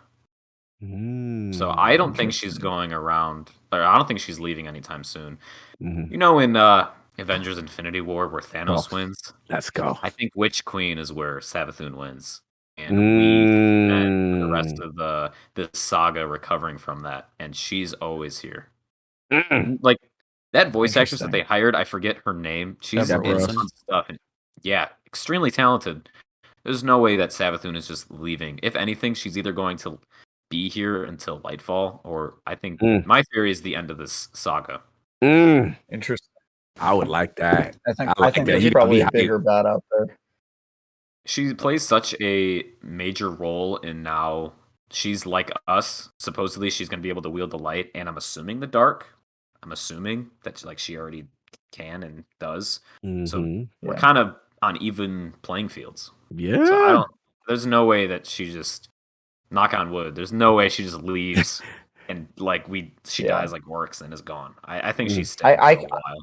I definitely think there's a pretty good chance she won't die, and I would hope that she doesn't, because that's been one of my criticisms forever in Destiny, is that they don't keep their villains around long enough. But I agree. I feel like there would be a lot of disappointment if she was the ultimate evil for like the end of the saga, just because they've been building up the darkness forever. And if the pyramid ships are just like not as important as Savathun in the grand scheme of things, I feel like people would be like, wait, what was that all about? Like, we were super afraid of the pyramid ships this whole time, and Savathun. You know what I mean? See, that's my worry about the pyramid ships. Gotta be a bigger bad. I was like, my worry about the pyramid ships is the closer and closer we get to the end of the saga, you have to wonder how much. Again, you think of the resources it takes to develop an entire race, yeah, like, and to change game mechanics and model, and different, so many more things that could come in. It's like they're flirting with maybe another weapon type, like the green, everybody jokes like it didn't make it in this one, maybe it'll make it in Lightfall for whatever reason, or who knows how they'll retcon whatever they were thinking about doing. But I was like, if you got Witch Queen, there's 2 years left. You put all the effort into developing this like brand new race that we haven't seen in 8 years. That's my only worry, is that at this point they're so far along, and then they've said this is the end of this saga. To do something that big, it does feel like that's where you go post Light and Dark saga, to me. Like, if you do it for 2 years, it's like, it's either a really strong finish if they do, but it's going to surprise me if they put that much effort into something to finish the saga, which we do need a good finale to make it matter, but it is also a whole lot of resources develop, just brand new enemies. I could see different reskins, like how we've seen Frozen and Siva. That's where I could see them go, but like, yeah, I just don't know if we're gonna actually see like the Veil, like these floaty, ghostly race people. It could be part of the reason that they added another year to the saga, because it's no longer ending with Lightfall. They got the final shape, and also it seems to me like they're building up a lot of mechanics that are gonna go survive beyond the end of the Darkness and Light saga, because we already know, we can kind of infer based on the way that they did what's the ice? How am I forgetting the name of the Europa? Ice element? Oh, Stasis. Stasis. Jesus. It only haunted you for 5 months. If anybody has ever listened, to a podcast, I just want to stop this right there. If you've ever been listening to the podcast and you're like, I totally know that word. Why can't they think of it? Because it literally happens to everybody at some point. And you're in the middle of like, I can't think of the word. What's the word for the? Like, yeah, exactly. It happens. So especially if you're on a show and there's like pressure to remember it, like immediately. Somebody will be like, hey, what was that really cool scout rifle in D1? And then my brain's like, hung jury, but my mouth's like, and I can't get it to come out. So Stasis. We kind of know by the way they set up Stasis in the primary slot that there's going to be 2 other elements coming, and they're going in the primary slot too, right? Like, we've kind of discussed that on the show, that it would just make sense if they did that. It would, but at some point then you'll have kinetic. If there's 2 more that go up there, then you got 4, and then I don't know. I guess we'll see. Like, heavies are just like everything. Everything's a heavy too. Heavy will be everything, and then the primary will have 3 elements plus kinetic, and then the secondary slot will also have 3 separate elements plus kinetic. But yeah, that just seems like this has the square root of solar shields and arc divided by stasis green. I'm like, what do I take into this strike? I don't know what to do anymore. Yeah. Good luck, Destiny Tracker. Yeah, Oh, yeah. yeah. Destiny Tracker, you're gonna have a rough time. But they've got that going for them, right? And then they've got the fact that we know that they're spending this next year redoing all of the light subclasses, which that's also a lot of work to do if you only have 2 more years. So I don't think we're losing our light or darkness powers. No, because that would change the game completely. So if the light and dark can still exist after the light and dark saga, then so could this new mob that they may be unveiling. You know what I mean? So they could exist in the same way that the Covenant are still around in Halo, even though the war's over. They're separate factions we're fighting. So there's lots of, I think, workarounds where you can kind of repurpose stuff. I mean, we're still fighting the Taken, and the Taken King's been dead for a while. There's always still weird. But yeah, for sure. What else we got, E? Yeah. Well, I mean, that kind of covers our guest a little bit. If there's anything else you guys wanted to ask, or we kind of feel like we tapped on most things. Did we ask him any of the Destiny questions? I guess we know how he got into Destiny, but we didn't ask him favorite raids or expansion. Good point, Trav. Good point. Favorite top 3 raids? Boy, top 3. Okay. King's Fall is number 1, 2, 1. I'm gonna say 1. Are you sure? I know it's controversial. Final answer. I'm not He said, sure. "Are you sure?" I change it all the time because that and Last Wish truly felt like going into the dungeon and defeating the boss. Those both had really strong elements of that. Last Wish. Riven legit is really tough. And it's actually not really my favorite encounter, but the rest of that raid where you're fighting bosses and Shirochi going up, that was a really unique way to defeat a boss. Pacing. Yeah. I thought that was really interesting. I think they tried a ton of different things with that raid, and they nailed a lot of aspects of that. So I don't know. Maybe I guess that's number 1. I don't know. Like I said, I don't really know. The switch. Oh, you heard me right now. He was loving you until you said that. He was loving you during the podcast. King's Fall and listen, man. Good choices, man. Good choice. So King's ranking. Yeah, King's Fall was the first raid that my team did completely blind, so it kind of just holds a special place in my heart. Of course. Nothing will ever beat the moment where the Taken King shows up, in my opinion. Yeah, that's a hard one to beat. Even when you're fighting an Ahamkara, it really is nothing. You kind of don't even really understand what you're looking at. But when you saw Oryx come out, you were like, "This is insane!" So that moment, yeah. So really quick story. The one guy on my team, he's a really quiet, reserved dude, right? And he's very calm. I think I see where this is going. I know where this is going. We're all in our inventory, and he's a hunter. He's just like, "All right, let's go." That's kind of but he's quiet about it, you know. He's letting us do his thing. And he goes, all of a sudden we hear, guys. And we're like, what? And the music starts playing. He goes, that guy that we're fighting, he's really big. And then we got rid of the screen, of our character. And I see this giant hive god. And one friend goes, oh shit. And freaking out. And that moment lives in my head forever. Because the guy that was quiet, reserved, just guys. Yeah. That dude we're fighting, he's really big right now. He took the swole pills, and we have to deal with him exactly. now. I think one thing that I was just gonna mine was just I think his scale worked even better because he's on this this outer kind of little platform on the ship, and you have the planet in the background. I swear almost gives him more scale. So it was always that perfect combination. Really. Yeah. I also went blind into that raid, and I feel like everyone who went blind into that raid and got that moment, they got the old up online. Because I'm a big advocate for never looking anything up online for a video game. I just like to figure things out, even if it takes me a longer time. But that moment, dude, one guy took off his helmet, his headset, and you could hear him going berserk in the background. It sounded like he was running up and down his hallway, going Well, that's there were the memes. There were the memes. People were holy, people were just losing their mind. That is one of those that I remember, and I was thinking about Sekiro because I cannot remember why it came up. Could have been the Last Stand thing, but there is a one of the bosses you fight in Sekiro had literally a viral set of reactions that went out, kind of similar the way to the first time you saw Oryx. The first time this happened Which with one is it? He? it's the ape. Mm-hmm. Oh, part 2. Yeah, that's Yeah. amazing. Yeah. Mm-hmm. Yeah, so it's like I was trying not to say anything in case, but yeah, it's probably been a couple years. Sorry, Good. sorry. You good? You good? But yeah, like those moments, like there are a few moments that you see like travel the internet in reactions, and Oryx is one of them. That's why I was like, I would really like to see one of those again. Like the scale, the grandiose nature of, a god in his shadow realm, planet sized. You're like, oh, okay, I'm tiny. Even like this, his hand smashing. You're like, Yeah. I'm so like, holy crap! Like, Yeah, it's epic.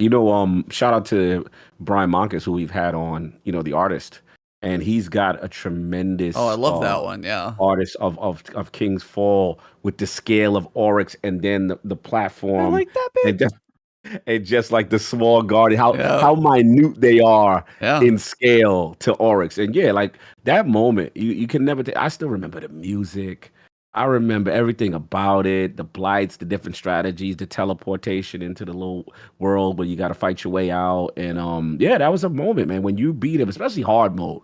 You beat him on hard mode. That was a thing. That was a thing. It was just a great raid. It's just, so many different encounters, the Golgoroth, the sisters, so many things, the Phallic wall that I had very Oh, yeah. different things there. The only thing I hate, because I'm a warlock, I'm a terrible jumper. There was That's on jump. you. That's just platforming.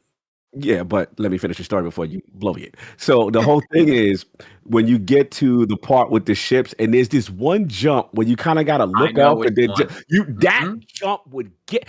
I would be the bane of every fire team. Like everybody's like, "Cog ain't ready yet. Come on, guy!" Like they all partying on the other side. They emoting, making fun of me. And I'm like, I can't.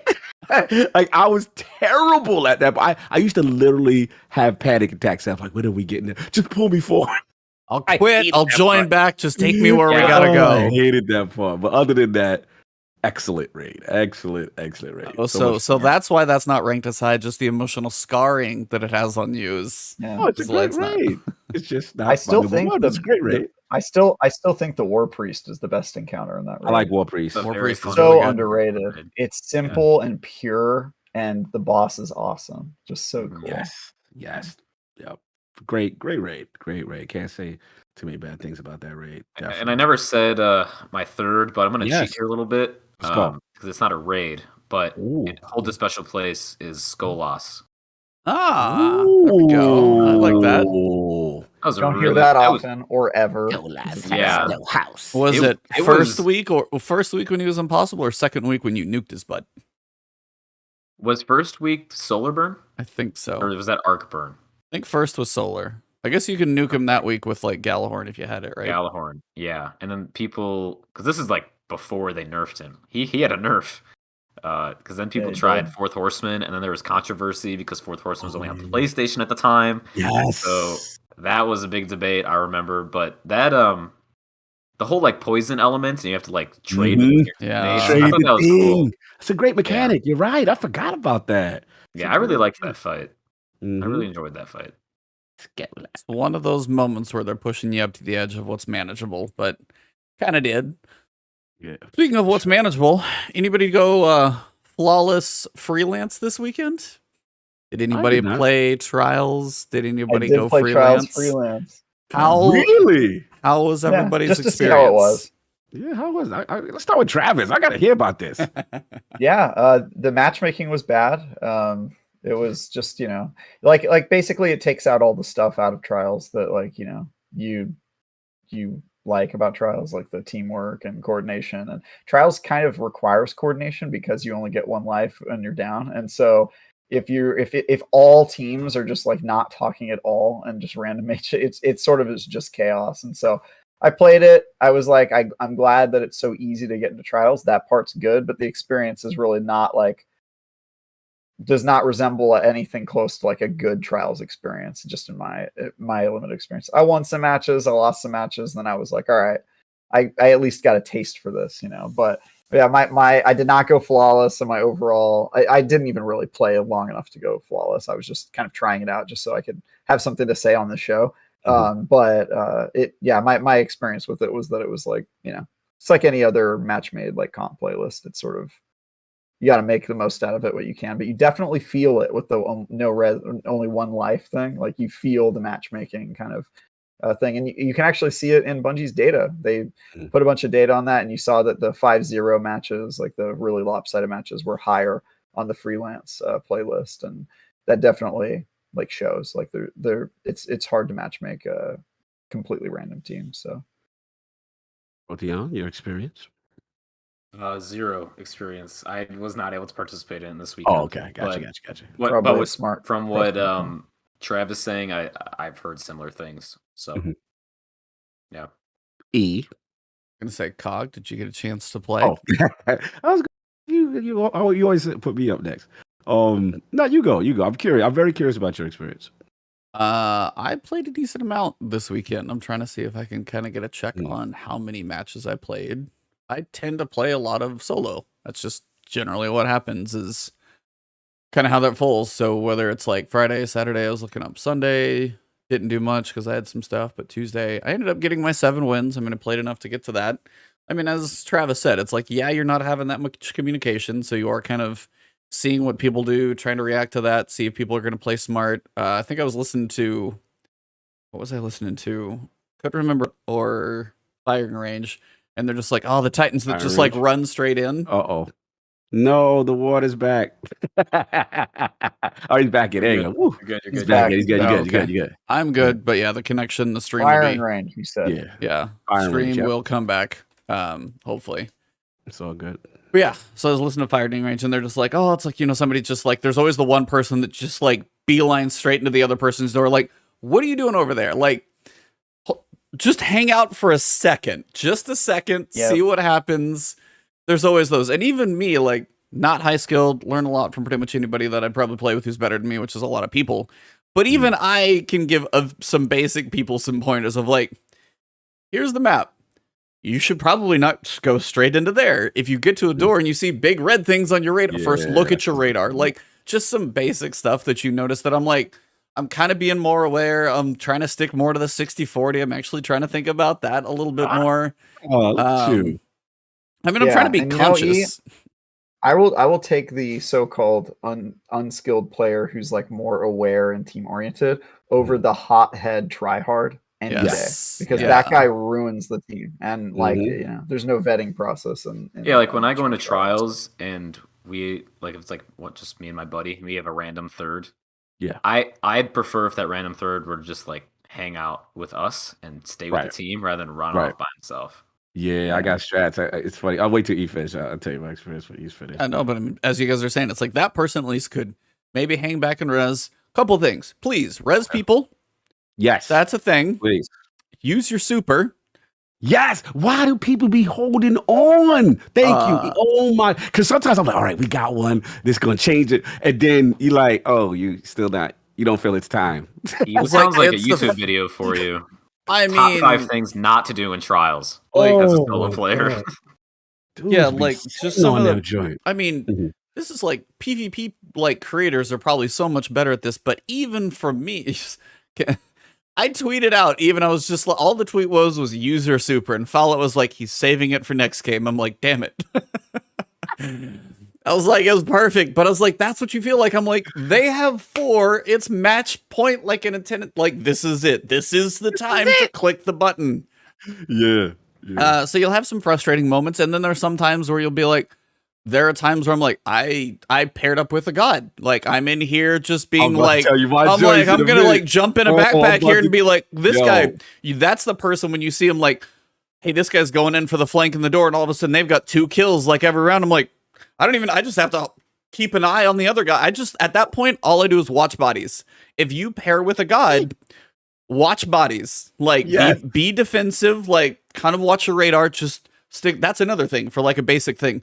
If someone dies on the other team, don't leave the body. If you're not entirely sure what to do, at least stay with the bot. Like, these are basic things like that you want to scream through your computer.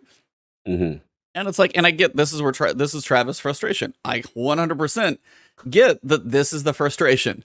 But on the other side, I will tell you, Saint needs to be everywhere in this damn game. I love his comment. Like I could be having the worst match, and he's like, "This is match point. You've been down too far before." It's like everything he says makes all of my matches better. Like he crushed them. Like it's so good. Like it would be great if like the example that you were saying, like someone goes too far from your body and he's like, Guardian, what are you doing? Go back to your teammate. Oh yeah, just a couple instructions from Saint would be really nice. Use your super Guardian. Yes. Show me the lights. Show me the light gun, bro. I'm with you. I mean, I will say for me, it's like I had my ups and I had my downs. But I will tell you, every time I started another match, I knew I did not have to check the roster to see if I was against a 3-stack. Yeah, that's and for me, it's like some are going to be good, some are going to be trash, and I totally get that. But I can tell you, every time I start, I'm like, at least I know everybody's in that same boat. Same situation. There's going to be gods on one side. There's going to be gods on my team. I'm going to watch somebody get backpacked on the other side. I'm going to be in somebody else's. Every so often, I'm going to be on top of the leaderboard, which I'm like, I don't even know how that happens. But like, there's enough randomness to it that it isn't just like punishing to me. Right. So that's why for me, I found it more manageable because I wasn't checking the roster every time. It's like I'd see the loadouts in play. I wasn't going in and like 3 and like just defeated at the start of the match. When you see the 2 people on the other side with the clan logo with the same 3 in the clan logo. And now like, I saw that. Yeah. This is not gonna go good, bro. Yeah, I mean, if you finish, I'll jump in. Yeah, go for it. That's kind of mine. It's like even though they're like the win and loss ratio may not be that great for me, overall, it's still something I hope they bring back at least every so often, as we've kind of mentioned, and we'll kind of get to that. But it's like it's one of those for me that there was, as a solo player, it's kind of the nice way. Right. No, I feel you. Everybody's experience is different. You know, I agree with Travis in the sense that like it is definitely the Wild West. I'm not even gonna sugarcoat it. It is very much the Wild West. Like you don't know what you're gonna get. You don't know how it's gonna go down. You know, I usually jump into it with the first 2 rounds is my assessment period. That's when I was like, okay, what's his name? Okay, what is he doing? Right. And I'll look at who's dying first, like who's getting picked first. Right. So if we don't like we lose the first round, the first 2, I'm following that guy. I want to know what you're doing. Right? So that's me being. And a lot of times when I adopt that strategy, it kind of helps the team because some people are being over aggressive. They're not doing what they're supposed to. But then I've had experiences when I was doing freelance when it was the other way without freelance. It was just regular matchmaking. What I was noticing it too many times, I'm the best player with the blueberries, and I'm okay, but I ain't that great to be carrying 2 blueberries. With this, every couple of matches, and I ain't going for this, the part that felt good. I gotta shout this man out. Shout out to Auric's son. I was like, that was awful. He texted me after the match. He's like, yo, my back is hurting for all the carrying I'm doing. Like he's cursing at like the third dude. Yeah. And I'm like, bro, you should be cursing at me because you carried me too. He's like, nah, dude, you were good. And then we end up being friends, and then we linked up and let's play some regular joint. And I've had a couple of experiences like that I know would have not happened any other way outside this environment. I still agree with Travis in the sense that they still need, this is the problem now. We're not having skill-based or any type of the ranking system. Because now, when everyone's willy-nilly, it's the super Wild West, right? Anything could happen. So you get all this varying skill level stuff. But shout out to the people. I was shocked. I was shocked at how many people that I knew went flawless that way. That surprised me. Like, I shout out to the Ash and Luca. Shout out to, I think, Liz. I think he's in here. A couple of people in my clan went flawless this way. And I thought it's just like so much luck of the draw. I thought I would never encounter that, but people were encountering it. So it's interesting. We'll get into the data and stuff like that. Listen, it still needs work. I ain't going to sit here sugarcoat it like, yeah, it's there and all that. But I was surprised with certain aspects that were fun. And certain aspects that I'm like, okay, this needs work. And I didn't get a chance to play. I'm very curious if any of you Protheon, Trav, any of you guys during the freelance weekend? I'm a Protheon didn't play this week, but anybody played regular matchmaking without the freelance? I'm curious if the competitive aspect went up or was it changes for those people who played exclusively that way. Yeah, so I didn't play. I should preface this by saying I didn't play it that way this weekend. I just didn't have time. You did freelance, okay? But I did freelance just because I wanted to try it while it was there, of course. And it was easy to jump into, right? Right. I think two things. One, I think the Wild West nature of the freelance playlist speaks even more to my desire for there to be like some sort of ranking system, right? Just a seasonal ranking system. There needs to be some a way to do these things. That said, I'm glad that freelance exists because I don't think that 3v3 stack should be preying on solo queuers and the thing. That said, I think in order for this to work, if they're going to have a freelance playlist permanently or even on a trial basis in the future, they need to not let players join the 3v playlist because I was going to ask you that. The icon for freelance is small and people don't see it or they don't know that it's a thing and they join the regular trials playlist and it messes up the experience for people who want to play 3vs. So I think either just don't let them do it. If they click on that icon, 3 stacks only nope, in that one. Nope, you do not have enough members in your fire team to play this mode. Go play the freelance version. Or it needs to give, and this would not be my preference just because I don't think they should even have the opportunity, but if they do insist on playing that mode or they click on it, there should just be like an alert like, hey, you're alone in your fire team. Would you like to play this other mode instead? Yeah, literally. Like, did you mean to click on this other button? Because this is not going to be a good experience. The in-game like instruction guidance for a lot of things in this game is lacking. Like, I mean, I don't think there's an instruction in how to play Gambit for a new player, is there? I mean, they can click on the node. I think so. When it first came out, there was like those instruction tooltips at the bottom, but I think that only appears your first game. Wow. I was like, It's like, oh, you have moats, now dunk them. That's it.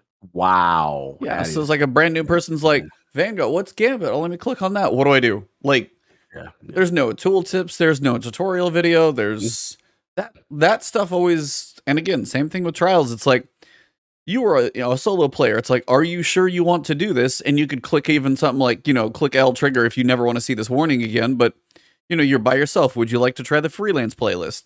And you could clear it once a weekend or something like that when it's up. Just to make people aware of it, as Travis said, because a solo should not be going in there. And really, for Travis, like 3 stacks or solos, it is weird for 2s at that point, but then that gets at least back to, if 2's in there, one random person's kind of getting screwed. Exactly. It can't be 2s because then you have to allow 1s if you allow 2s. So there's like a weird error there. You can't also allow the 2s in the freelance playlist because then it kind of takes a jab at the people who are solo queuing. So there's not really a good solution. Again, this is one of the things I was like, I'm worried about matchmaking and trials because there's a lot of issues with it. I want to read this tweet that Trials Report put out because I think it's hilarious. I retweeted it. Some of you guys may have seen it. It says, there was a Guardian that played Trials for the very first time this weekend. They solo queued for 184 matches, all in the regular playlist. 29 wins, 174 kills, 1,039 deaths. Amount of matches in freelance, 0. So that is a guy who just played 184 Trials matches this weekend. None in the freelance playlist because presumably because they did not know it was a thing. And had a pretty terrible experience. 29 wins out of 184 matches. So I again, like, there needs to be at least a way to let these people know that the freelance exists and direct them in that way, because 184 matches, and I mean that's bad. That's very unfortunate. I feel bad for that person. I know some people who, I mean, I'm one of them. Like, the only times I've done trials actually this entire season has just been with me and my one friend, and we're just randomly searching for a third. You put a weird spot into these fire teams at 2, like, and plus, if this freelance option does become like a better, like, an easier way to go flawless, then some teams might purposely just not play with one another Yep. because the threes is just That's going my to be big sweatier fear. than the individuals. Yeah. I was going to ask you guys a question when you finish. I was gonna ask Yeah. you. I'm sorry. So you create like this weird scenario where the threes playlist is harder and harder to go flawless than the freelance version.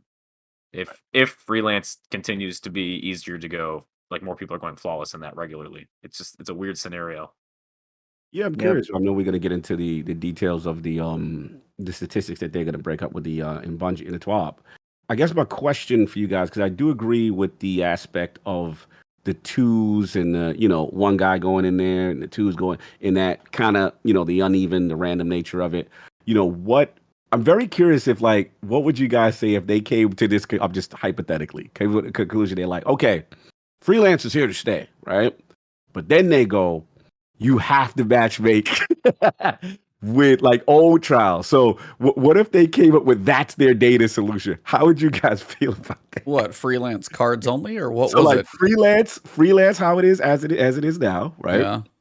And then they bring back old school trials without matchmaking for the threes.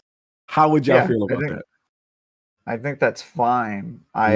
I think you almost have to do that if you want true separation. Otherwise, you're always going to have the people that just don't know about the freelance playlist or whatever. And that's an even worse experience because if you don't know about the freelance playlist, you're probably not a hardcore Destiny player. You're probably not going to perform especially well. So it's like an even worse kind of sign. Like when I find a solo queuer playing in the comp playlist, not in freelance, like if I'm playing with one other guy and then we get a solo queuer, I'm like, wow, this guy's going to be really, really bad because he doesn't know about the freelance playlist. And I'm always right. I'm always right on the money. Like if you find somebody there, they're really bad because they didn't know about freelance. So yeah, I think that's a problem. But to Protheon's point, if you create a high barrier of entry and a low barrier of entry, and the low barrier of entry has more casual players who don't have teammates, that could become an easier bet for the ultra sweaties without any sort of ranking system. Then you just prey on solo queues and go to the freelance playlist, and it effectively kills the original trials mode either way. So again, this is one of the problems I had at the beginning when they were doing this. Is all right, well, if they separate it, then that means all the casuals are in freelance, and it just adds so many questions of is the old version of trials or a competitive version of trials even going to be practical once you put matchmaking in the mix? And I think it gets more complicated the more you try to break it up. And so freelance was a interesting experiment, but I'm interested to see what kind of data they took from that or learnings, because my perception is that it creates even more complexities and potential pitfalls. So The audience is going to say something, or I'm sorry. Oh, you good? Okay. No, I thought Protheon had something. No, it's interesting. I'm very curious. I was wanting to ask you guys that question, and I know you want to transition into the thing, the TWAB, because I got some other comments afterwards. Yeah. So for the TWAB, this week at Bungie, they touched on last week of Festival of Lost, knock your stuff out. Most of this is about trials. So first, they said trials matchmaking changes. A quick recap of the stats from the last few weeks. Matchmaking times are consistent with past few weeks. Blowout rates dropped slightly week over week. This is consistent with lower skilled players not playing as much. Average hours played per player remains consistent across skill levels. Overall player counts went down each week, but that is expected during this portion of a season, and that is consistent with past trials and Iron Banner performance. We still don't see any evidence of widespread flawless card resets to avoid the flawless pool. Less than 0.5% of cards played were reset while flawless and still above 3 wins. Even excuse me. Even still, the impetus to do this should be removed starting this week. More on that below. So that's basically just the idea about those stats. Do those all sound positive to you guys? Like things are going in a good direction? Is there any weird outlier you guys hear of there? Anything before I talk about freelance? Fewer casual players doesn't sound good. That's naturally going to happen, though, as any casual players get off. They do expect that to a point. You can't keep everybody playing this game for the entire time, but it does sound like doesn't mean it's not good, though. No, I mean that's definitely one, and that's why I think even the numbers this weekend actually seem pretty good. I'm more so curious if they have the data on if there's players playing Destiny, just not Trials. Are the people who were playing Trials those first few weeks, are they playing this weekend? Good point. I feel like that's a better measurement rather than just overall population of trials, because that's a good metric. There's Like, also are a lot people- of other games coming out of this season. sure. And a long like- season. Yeah, I'm sorry. Yeah. I feel like that'd be an easier way to point to, like, are those casual players not playing because of the experience? Or are they not playing because they just have the loot that they wanted? I know a lot of people Right. said they're just going to play trials, they get the loot, and then they're done. That's what I was saying. That's my point. And the fact that, again, it's a long season. You know, at the end of the day, the reward, there was one really new reward, right? Reed's Regret. After you get your Reeds, you get your Vorpal, you get your triple tap, everything else is pretty much a reissue of stuff we've been already had, you know, kind of thing. And I think it's just a combination of those two things. That's why I was curious about it. But I think you're right, Protheon, with that. I'm very curious about that stat. You know, if that data was released, what do we get from that? Very interesting. Yeah, so this PAX weekend, they opened up the freelance queue so that solo players could consistently play against each other. Said they had over 1 million games played in each playlist, both freelance and standard everybody, with slightly more games played in the base trials playlist. So even though the freelance had like a good number of games, it also sounds like the base playlist had still a little bit more games played and matches played. Average hours played for lower skilled players is up quite a bit over the past weeks. That's actually a good thing for lower skilled, kind of lower barrier to entry. While the average to top end has almost the same hours played. So that's kind of weird to say lower skilled players' hours are up, average players are about the same, and yet they did say the overall player counts were down each week. So it's like skill level seems to be in a reasonable place, because if you say more casual players are actually playing, I think that's probably a good thing if the average is still the same. Interestingly, players who played in a fire team some of the time and solo some of the time played almost 3 times as long this weekend as players who either played exclusive either way. They said player numbers: 244,000 freelance exclusive, 120,000 fire team exclusive, 220,000 played both, and that 25.5% of players went flawless, lower than any revamp week.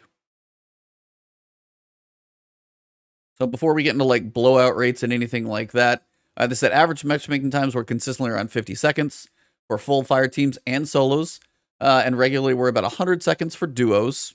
Obviously, it makes sense. You guys kind of explained why. Sunday Flawless Pool adds about 10 seconds to the flawless player matchmaking. We are seeing some worrying spikes in matchmaking during times of the smaller sub-pools post-flawless pool split. So yeah, before I talk about blowouts, anything from you guys there that you can interpret from those numbers, like decent populations, flawless percent, anything? Thoughts? It's start, I guess, again.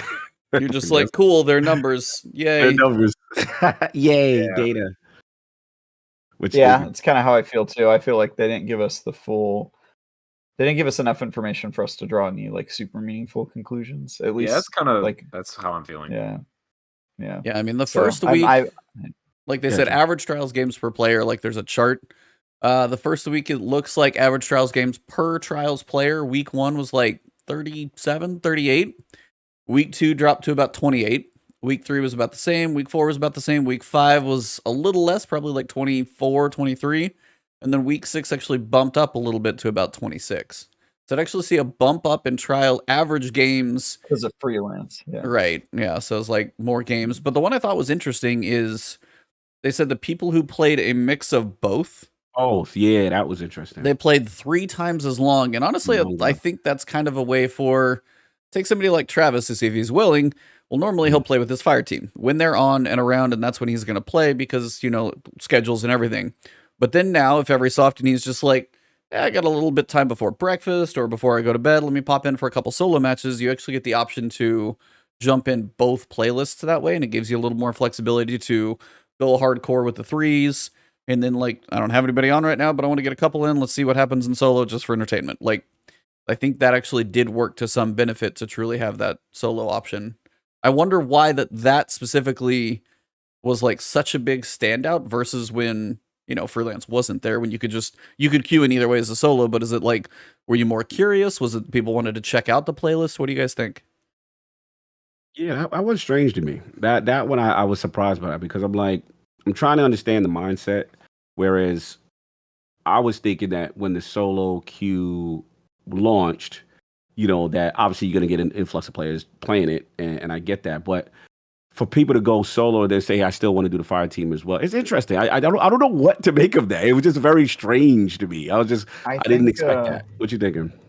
I think for players that know trials, which are probably the people that are doing this since they're playing so much, right? Mhm. It's like if you were playing in that first week and you had a fire team and you were on the side of I'm going to play only with a fire team and stomp people that aren't in a fire team, then if your fire team's not there, you basically just don't play, or you play a different mode. Like maybe you go into comp freelance because you're not going to go in and just like willingly get stomped. But if there's this other playlist that's freelance only and your team's not around, then I would be willing to hop in because at least I know it's an equal playing field. It's not as bad of experience. Good point. So I think it's probably that. That's probably what it is. I think that's definitely what it is. I think I didn't even think about that until you said that. Yeah. I agree, Trav. E? No, I was gonna say that just sounds like it has some benefits of the freelance being there, giving you the option to know that like not gonna get totally stomped. At least there's some time like for a random one-off. The next thing they talk about is blowouts. So when they're talking about 5-0s, 5-1s, was almost as low as our best post prevamp week when Flawless Pool went active Friday at like 27%.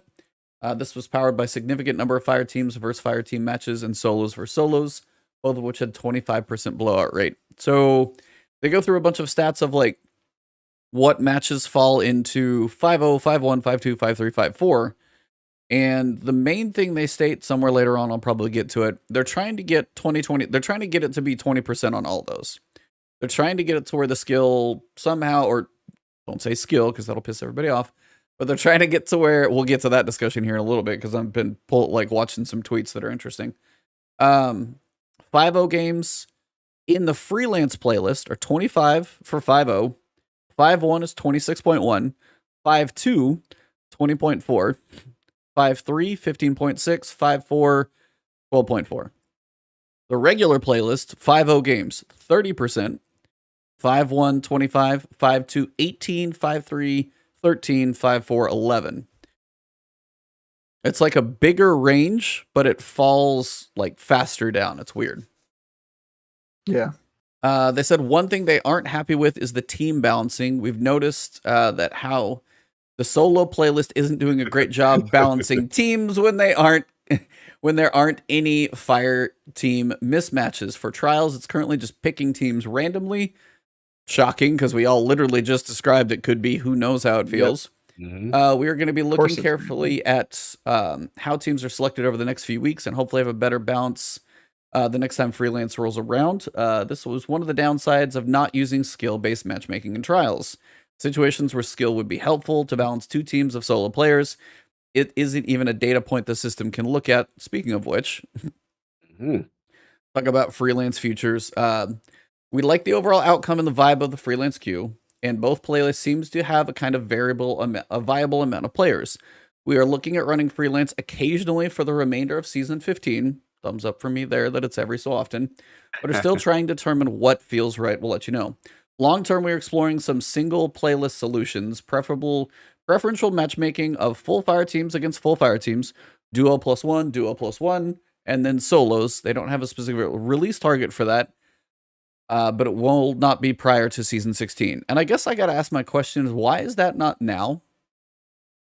If freelance is not going to be around now, why is that matchmaking not already a priority? Like, fire teams should be playing fire teams every time, in my opinion, if the option is there. If it's one playlist, if it's one pool, team, 2-1, full solos. Swing really fast in solos, even if you're like all solos versus... Yo, that look wild funny from my side, son. He back. Yo, they had you out of pocket, man. Hey, tell me about the advantages. Tell us the... Somebody, can that be the thumbnail for my ISP is just giving me so many memes tonight. Oh no, it's classic. That was classic. Anyway, whenever this stream is awful, and I'm so sorry to everybody, but so with the uploads and the audio for, you guys will get the good ones with the jokes in between. Yes. What was I saying? You're talking about why is so like if you're a team of 3 solos, and then you pair against even a pair if they're in the same clan and they know each other, that's already a disadvantage because 2 out of 3 at least can play together, and then you have the unknown like idiot who runs in or the person who hangs back, but still that advantage gets big. And then the 2 versus 3 is again another big leap in advantage. I guess I wanted to ask you guys, why not do that now? Why do you think they're not doing it now? Because to me, it seems like an obvious thing to do. I know there's not skill-based, but I mean, that does seem to be pew fingers indeed. Yeah, apparently that's stuck through. What is that? That's why they're not doing it now, to punish. I mean, other than that, I don't know why they wouldn't just do fire team, solo versus solo. Yep. Matchmaking times, technical limitations, since it's not an Eververse. Who knows? Lots of the Eververse factor. Yeah, well, it's not an Eververse, so it can have technical limitations. All the silver that's being bought for the Dino armor is going towards the Trials matchmaking. That's what they use that money for. Okay, so let me ask you guys this. They say, and again, stream is who knows what's going to happen. So hopefully you guys enjoy this one later on. Somebody's driving by outside. Damn, it wasn't me this time. No, that was Travis. He had like a truck outside. Motorcycle. Motorcycle. Normally it's me. Travis is actually in the back of a trailer right now. It's like driving along. He's already on the highway. Travis is really remote right now. No, but like, okay, so 50 seconds seems to be like their matchmaking number they have, and I guess they're trying to keep it under a minute if possible, but it's like, I don't know what matchmaking is like for, say, for other things, or you go into battle royals and you take a while to build up the 100, and then you got the loadings that, like, that stuff takes minutes to get into. I'm like, would you wait 30, 40 more seconds for quality matches if it just takes a little while to get there? I mean, it's a tough spot. I mean, I personally would, right? But they're in this tough spot because there was such pushback against skill-based matchmaking because of connection. And the problem I see that they're having is that Trials theoretically should be skill-based matchmaking. Yeah. Theoretically, it should have people of equal skill facing each other. So, I'm very curious. And again, technical limitations and the jokes we have, but it's like, I'm very curious with, the lack of dedicated servers and things of that nature, things that, other games should have. But they're in a tough spot because to me, I look at this and it screams skill based to me. It screams. It's like you need to get that in this mode, right? Thus, you're gonna keep playing with the data. You're gonna keep having these random things, and I think that this is the issue right now. The issue is twofold. This is how I look at them. One was they came into it. We cannot do this mode without the cheating, right? Box checked. Anti-cheat. For the most part, seems to be like I don't hear about it. I don't hear about the craziness, it right? Like it seems tamped Then down. the second pillar they had was okay. Population is dead, right? We got to get on board, and we got to get the ease of entry, the accessibility, and all this other stuff, right? So now we're kind of there. These 2 pillars seem at least solid from the data they have, right? But the third pillar now is what we've been preaching, which is skill, which is matching people fairly and doing the right thing. And I don't know if it's a technical limitation or why, because the only thing I can think of is I remember the dedicated servers. Right. We know it's dedicated servers, but I'm trying to be nice. I'm trying to be nice. Right. But I remember the days when they tried skill base and the PvP community was like, nah, bro, we hate this. Different though. That was a true skill-based system, but it was a black box solution that seemed to be based off of playtime and was not the same. What they really need is a seasonal rank-based system. They do not need skill-based matchmaking. They need ranks like in Rocket League, because then I just think that they couldn't probably sustain that type of model if they implemented it in Trials before, because the population was so low. But right now they might be able to do it. So and that's my question. I don't know, man. That's my question. Go ahead, Tony. I would love to see a ranked system, kind of like how Apex does it. I think Apex's system is really, really nice, and like the competitive mode or the competitive playlist needs that really badly. And even if not that, just the Trials playlist, or like in just general, the Trials, like just Trials. Yeah, we just need something. I mean, I agree.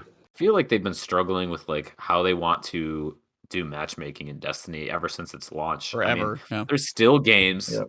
of the regular Crucible I'll play where like the team balance is like, or the lobby balance is like terrible. Nightmarish. Yeah. Iron Banner is a nightmare all the time. I generally don't have fun in Iron Banner anymore sometimes because lobby balance so is many of them all seem over the place. blowouts, don't they? Like Iron Banner feels like Even in blowout Freelance. and Mercies. Yeah. Yeah. And Freelance I'm the is type solid. of guy one- who I'm Go the type of guy who thinks that there should be a competitive rank and a social rank.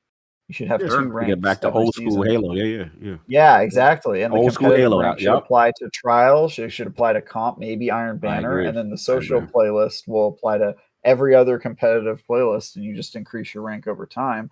Mhm. And I think that would serve them better because again, it's not even about the game mode. It's about the experience of playing with people that are way above your level or way below you. There's some people who really like just like pub stomping, which I do not understand why people enjoy that. But I think we can all agree that at least 50% of the people in a lopsided match are not having a good time.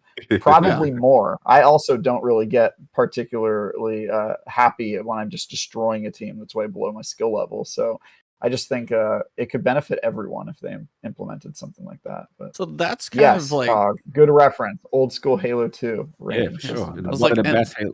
And Yeah. that's one of those I wonder is like, so when you say connection, that I get when it comes to skill. Because if you're in a higher skill level and higher you get, then potentially you're playing people that are worse and worse connection because it's having to search farther and farther. I get that to a point. And that's again where when you talk about a playlist, people are worried about dividing up the pool. Well, is there going to be pushback if you divide up the pool into these like bronze, silver, gold, platinum, diamond ranks? And you're like, okay, well, here's this. My population's somewhere around here, but half of this population's all over the world. Yeah, so matchmaking is going to be longer. That's just going to have to. I mean, that's just the nature of it, right? Sorry to interrupt, but I think see the problem they're having is philosophically. I get the impression that they like the idea of quickly matching.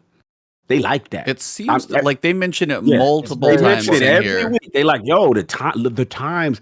And my thing is, I'm with Travis. I'm willing to wait for a more balanced match in any I type think a lot of mode. people aren't. I think a lot of people That's aren't. probably what it is. I think gamers have very short attention span, and they've seen metrics that just drop off when people have long matchmaking wait times. Because I'm sure it's something that they're a lot more worried about than the hardcore. Like you and I would wait for 5 minutes. You know? I'm guilty of it because I remember the Halo's, systems, and it's just like I'm cool. I'm cool with waiting whatever. Because again, it's gonna be more to someone of my skill level, and that seems to be the data they are hanging on to.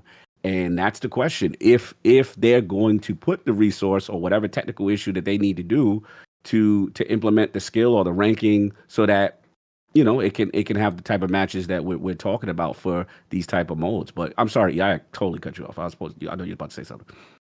No, I mean that does pretty much cover it. It's because I was like, I'm trying to figure out where all this is going to land, and you guys are talking about time comes up multiple times. I'm like, I know, like there's times like I'll wait for a strike, I'll go grab a cup of water and come back, and there's other times it goes pretty quick. It's like sometimes that stuff just takes a little longer, but it's like, again, the issue I would say probably the high end of people would worry about would be connection. And when you bring that up, that's probably one of the only pieces when it comes to the high skill system that it worries about, that I would say a high skill player would have a legitimate concern about.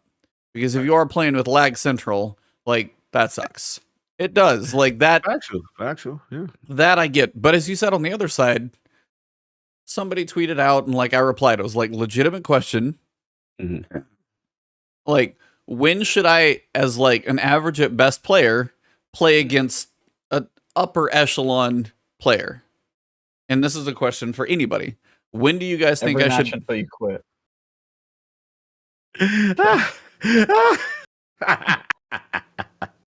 Travis. Like, okay, legitimately though, like Protheon, do you think I should ever face that person in my current skill in any game mode? Ideally, no. But if you look like realistically, it's gonna happen. I mean, that's how I feel about it. I don't have much more to say. Like it's just that's how things about are. 20% of the time, apparently, according to the stats. Oh, really? Well, when you have a Yeah, blowout 20% match. of the times are shutout. Oh, true. Blowout Okay. matches, 20%. Yeah.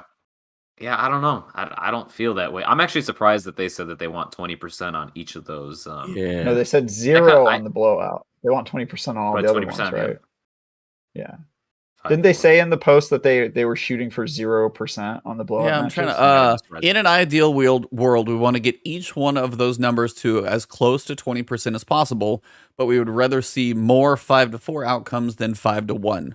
So I'd like to see an average of 20s, like for a pretty even split, but even tipping more towards 5-4 and 5-3. Right now, it's tipping 5-0, 5-1. So they want to shift those numbers to the other side of where they are right now. That's their in-game goal. I think they want there to be like 0, 5-0s, which Okay. makes sense. Like it's just not fun if you're winning 0 rounds. Yeah. Yeah. I lost my chain of thought. No, you good. You good. E? Travis, what do you think? I was gonna say, and I was like, Cog, do you think I should ever face like? Oh, I'm sorry. I don't know. Like, do you think I should be facing the Merculeses, the Camis, the Drewskis? Do you think I should be in a trials match where they're in it? You could destroy him, Ebontis. Don't talk down to You yourself. got this. You don't know about this this. long-running segment that we have. Mercules uses Lemon Arc. You're fine. So it's a bow, right? I will tell you this right now. If you go into a match and somebody on the other side is using a bow, you better pay attention because because if they're smart, if they're good enough with a bow, they're good. Bro, anytime it's funny hand you said that. Every freelance and I saw somebody on my team with a bow, I was like, oh, we got this. Like, they are savages. Like, I don't even know how that's done. I'm like, I am rocking with you. Yeah, I agree. The bow dudes, you got to worry about. Well, it was funny. I was listening to Firing Range, and Merc said, because he was using the Layman Arc for a while, not even as much for the poison. He said he likes to use it as a sniper. So with Oath Keepers, you can hold it drawn. So he's got a lane and just let's go. And that way he's got it ready, and then they can, as you said, Protheon, you can switch to the quick switch to the hand cannon, get the one tap, and they can almost die. Right. But yeah, it's like Oath Keeper's full draw. It's literally just the end of a sniper. You're just waiting to release and get somebody one shot. Right. He's one shot. Yep. And then you got the data because they're ticking as to where they are, right? So it's ultimate. I don't fear much in trials, but I do fear people who are good with Le Monarch. Anytime I see somebody with equipped, I'm like, oh, I hope that they're just flexing, because most people aren't good with it. But when they are, it's deadly, man. Deadly. And the cleanup is so quick. Oh my God. You get thing that you stick your face back, it's a wrap. Do not. You gotta I'm out. As soon as I get hit with, I'm out. On the flip side though, Cog, if you have somebody on your team with Le Monarch, that's just, you know what I'm doing? I'm following that guy around, and I am kill stealing all match. I'm absolutely. Bringing the snitches out. I'm dropping riffs. Would you like a riff, sir? Would you like a riff? Here's my getaway artist. Would you like that? Yeah. I'll hook him up. I'll give him the best treatment, man. I'll give him the best treatment. All right. So before we kind of get to the end of this, there's one more thing. Flawless pool changes, and then I want to read a couple tweets to go with them and just kind of get the overall group's thoughts. We're close to 2 hours, so there's not honestly too much else after this, so we will kind of wrap it here. No doubt. The Flawless pool, which we have been enabling Sunday at reset, has some very positive benefits. It raises overall match quality, blowout rates significantly, and it raises the overall win rates for solo players. However, it has some drastic downsides. For players who struggle and manage to barely go flawless, it is a steep cliff to then only play against players who have already gone flawless that week. It also incentivizes the behavior that is at odds with the mode and reward system, like resetting a flawless 6-win ticket to keep getting easier matches. It also creates social friction where players need to decide between playing with friends or playing for rewards. Lastly, the 10 a.m. Pacific on Sundays is awkward if you live anywhere but the Americas. Starting tomorrow, we are rolling out a new system and leaning into weekly performance metrics. Whenever you match in trials, in addition to trying to match people with the same number of card wins, you will also attempt to match with people who have roughly the same number of overall wins for the weekend. If you can't find anyone to match against, it will eventually expand out to find you a less similar match. For the PvP gods who go flawless 10 times a weekend, they will end up matching with other players who have, for example, 70 plus wins on their cards, no matter how they got them. For the average team who gets a lucky flawless in on Friday or Saturday on their first card, well, they will be matched against players with around 7 wins, no matter how they got them. We are hoping this will give us many of the benefits of the flawless pool system, somewhat fairer matches, without the significant downsides. Specifically, there should be no major inflection point where everything is smooth prior to a win and then everything is overly challenging afterwards. While this does allow us to remove the flawless pool, it does have a potential downside. Longer matchmaking times. Once again, Yep. I see they keep focusing on that. We think there is a reasonable trade-off here between match quality and matchmaking time. Average trials matchmaking times currently sit around 50 seconds. Over the next few weekends, we are going to be looking at how much matchmaking time goes up and if it affects the match quality. The outcomes in all previous labs, it's just numbers. Told you guys they're leaning right now to the 5051s. They want them to get more to the 5453s. As always, we are going to be listening closely to your feedback. So that being said, keep that in the back of your mind. There's a couple tweets I saw. One, Triple Rec. And he basically just replied to replacing Flawless Pool. He said, how to remove carries without saying you want to remove carries. That's one. Grenader Jake, removing any form of replayability. A PvP that hinges on top tier players carrying everyone else isn't good for the system. Those are some pushbacks.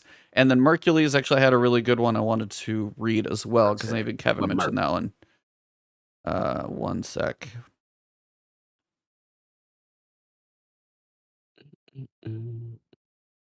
Uh-oh.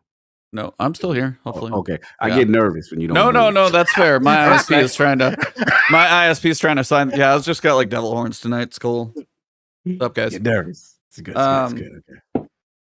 That's gonna be your new freeze moment. Like whenever you freeze on stream. Can we do that at the end of the show? Can we say this has been the last word? Yeah, I like that. Put the L's up. I gotta find his and I'll look for it, and then somebody else too. But he had a good just kind of breakdown of some things. So definitely I'll see if I can find one tweet I saw, but he's actually got a lot of replies. Maybe he had a specific one. But I wanted to get you guys' thoughts, and this is kind of where the whole skill-based matchmaking, and this is done by, again, anything but skill-based matchmaking. Now they're going by wins. So here's the thing. Take that person who played 184 matches. I don't know how many they won, per se. 28. It was 28? Yeah. Okay. He had his amount of wins. It was that's fair. That's out of 184. That's not a lot, by the way. That's not a lot. Yeah. But on the other it side, might be a lot comparatively, though. I mean, you can go flawless 4 times in 28 matches. You know what I mean? So, like the thing is, most people don't play 184 win or lose. No, you know what I mean? So 28 wins is a lot, right? Like for me, yeah, like the amount I play on a typical weekend is like 7 matches. It's like enough to go flawless, and then I log off. So if I played an 8th match, the guy with 28 wins would technically be above me, which is crazy. That's kind of. So I wanted to get you guys' takes, and that's like a prime example of that dude who just played a lot and occasionally stacked up a win. Granted, it seems like it's going to get harder and harder now, but again, if you occasionally get, paired with those random people, or, jump in with a pair of gods every so often, like the longer you play, and again, that's why some of them are playing like the replayability, the long term. Taking away carries is one thing. I know they're trying to push some of those away, but I was like, oh, Cog, what do you think on this one? I'm kind of curious. They're in that spot. They're in that spot again. And look, the spirit of what they were trying to do with the flawless pool, I understood.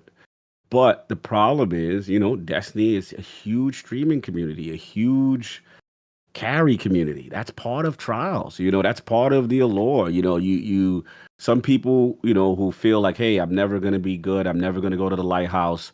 Match me up with, whatever, True Vanguard, Fallout Play, all those guys, right? And it's just like, that's a part of it. And the thing is that part of Flawless Pool does kill that community, because it's going to be a harder time. It's going to be a tougher time. And I don't know how they feel about that, because they still going on with Flawless Pool. This doesn't seem to be going away. You know, that's the vibe I got. This does not seem to be going away. And I wonder if they look at it as a vocal minority.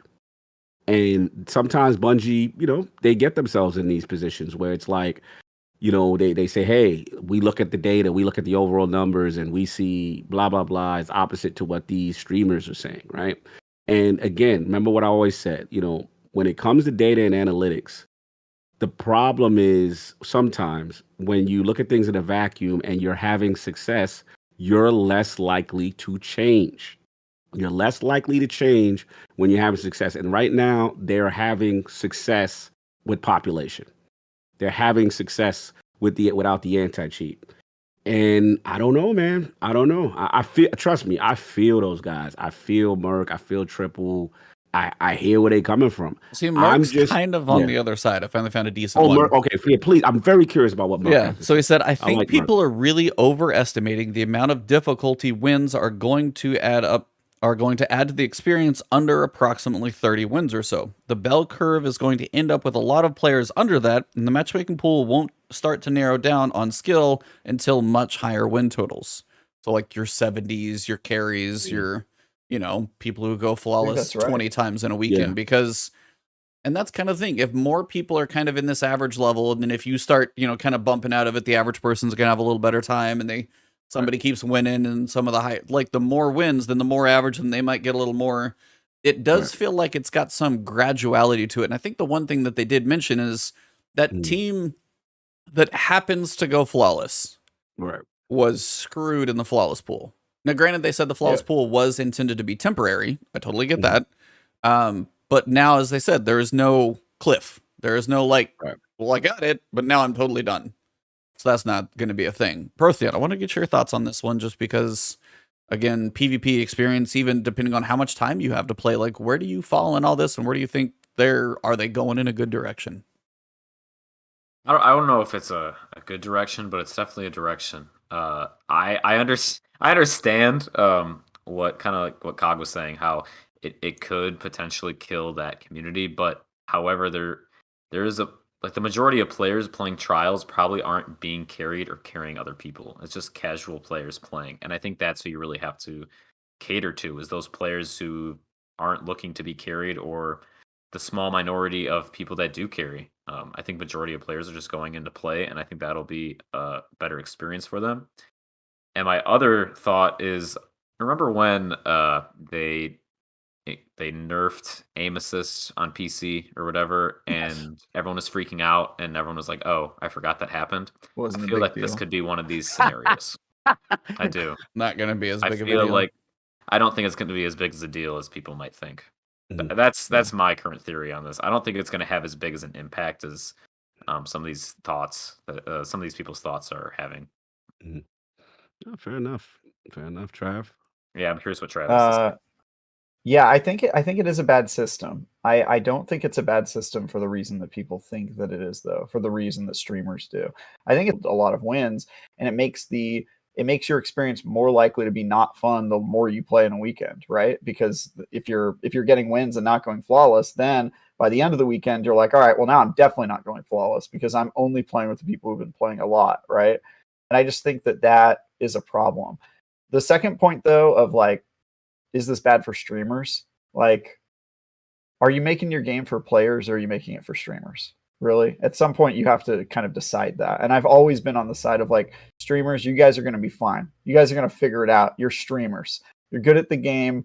You're fine. And you're also profiting off of the game. I don't think you're in any real danger. But the casuals who drop out of the game because your game isn't designed well or because you're listening too much to streamers and catering the game to them is not how you make a game. It's not how you build a coalition of people who love Destiny. And so I think they should absolutely not build their designs around what works for streamers. I think streamers are going to be okay.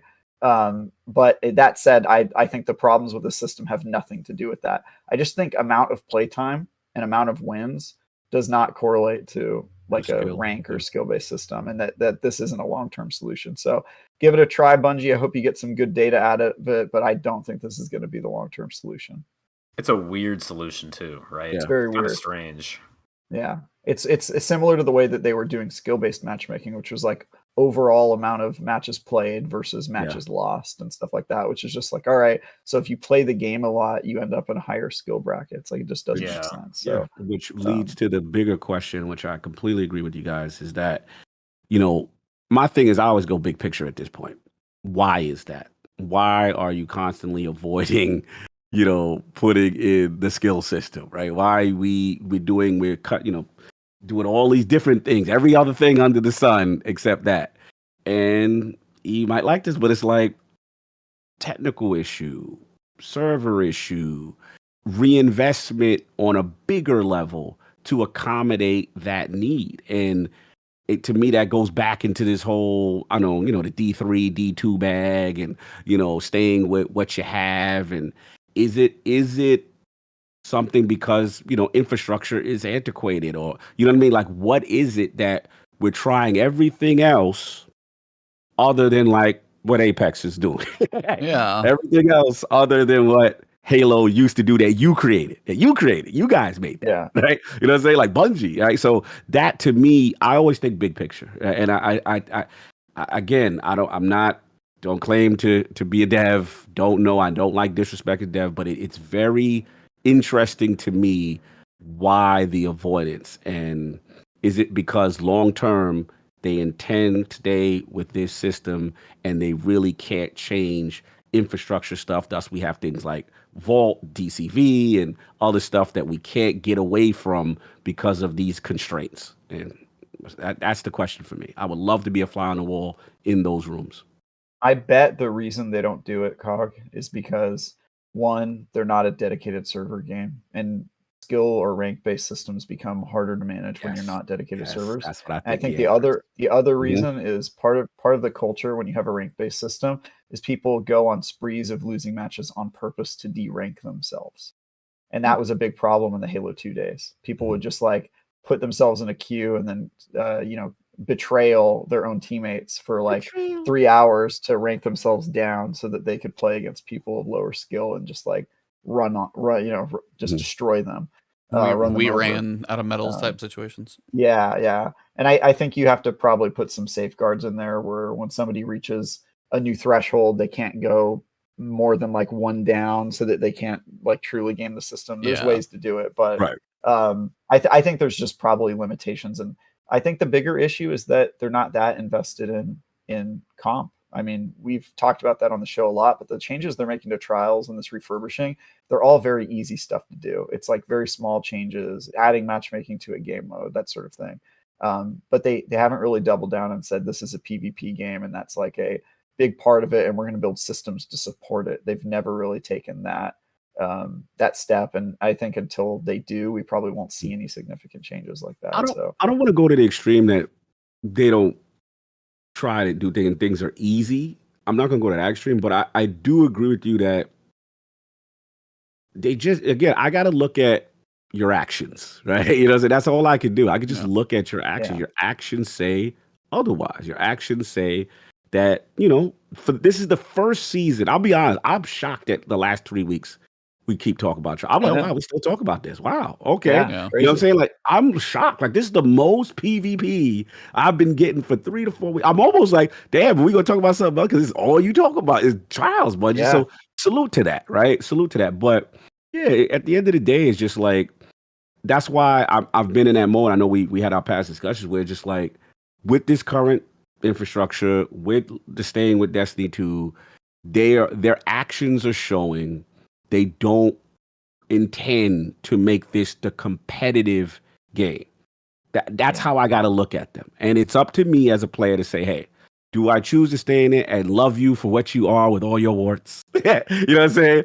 Or do I get my competitive fix elsewhere? And I've made that decision, honestly, since like, I don't know, Shadowkeep. You know what I'm saying? Like, with Shadowkeep, it wasn't like no maps coming. It was like, we've been, it's the father now, the neglected father-child relationship. You know what I'm saying? It just, I've always felt, but now you're spending time with us. You come in every weekend, you're dropping a gift off and a little toy here and a trials thing here. What you got? Go ahead, Protheon. I'm really curious when they're just going to be like, trials is good right now. and then go to comp. It's You know? in a good place. Where is Exactly. it? Where is it gonna land? To be like, when's the last time they're like, Yes.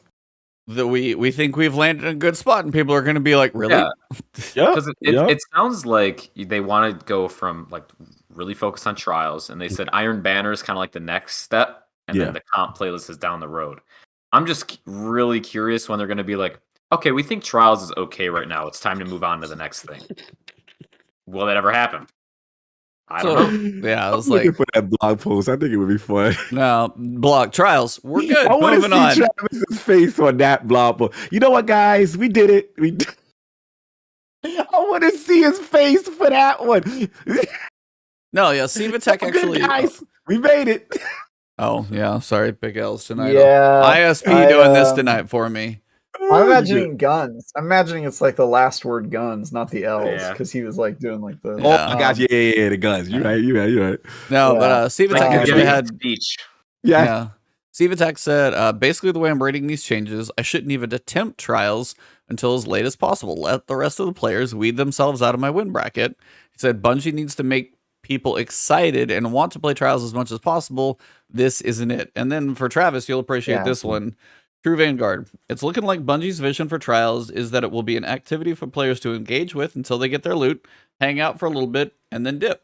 Which, if that's their goal for this mode, that's fine, but Bungie absolutely needs to make good on their promise to make standard PvP a real priority, with new maps and game modes and a competitive overhaul, that we have something to go back to when we're done with trials that's still worth engaging with. Just my 2 cents. Yeah, 100%. True Vanguard is correct. Like, if trials is going to be casual, that's fine. I've never been like a elitist about trials being the mode and it has to be a walled garden or whatever. It's just that I want there to be a competitive mode, and I think COG, hopefully what they're doing right now is they're just experimenting and they're getting ready for a proper overhaul that adds some of the infrastructure that they would need to make comp real. And I think part of that would probably be moving over to dedicated servers finally, and also having some sort of ranking system involved. But I don't know if they're going to do that. I think for now they're having fun and they're experimenting and all that. I think that's better than nothing, which is what we were getting before. Yeah, absolutely. But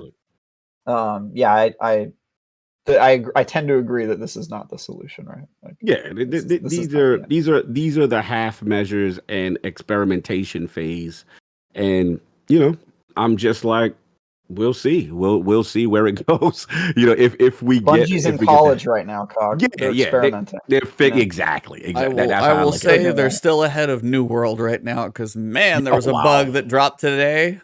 Yeah. So they were messing with the wars and there's a bunch of lag going on. Well, whatever they did to some stuff, they took there's a healing circle you can stand in to have healing tick over time.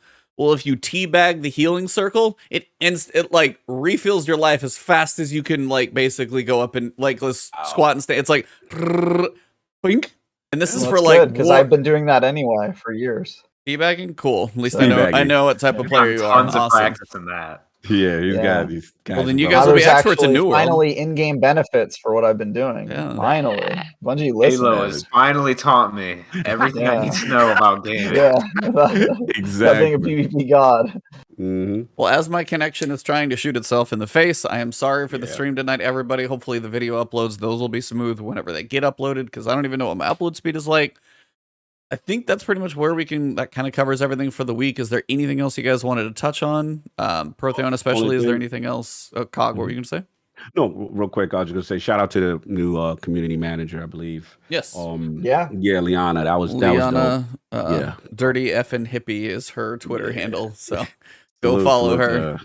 I saw some mentions. And I was very honored and humbled to see Ty Guy E. We got a little mention. People were like, "Yo, y'all need to go check out The Last Word." They were awesome. Directing her to here, and I thought that was really cool to see people. Because I think she put out a tweet like, kind of, "Hey, who's who you guys feel should be bigger and more deserving?" And I saw a lot of the community do that. So shout out to everybody. Wait, I know this person. Liana. She worked for IGN. I know Liana. I was like, okay, I'm already following her, so I must know her somehow because I don't really follow that many people. Connection. How do I know this person? Connection. That's crazy. Let's go, Hollywood. Oh, she works for Game Informer. That's what I know. Oh, okay, that's what it is. Aim Inform. Oh yeah, the GI days. CBS, which was CBS was one of. Yeah, I our think it's awesome that they have competitors. another community manager on the team. I mean, it's a huge community, so No doubt. more people on that team is good. Yes, huge, good day. It's a lot of work. Besides, Cosmo needs somebody else to go into the Reddit posts and deliver the bad news from now on. Exactly.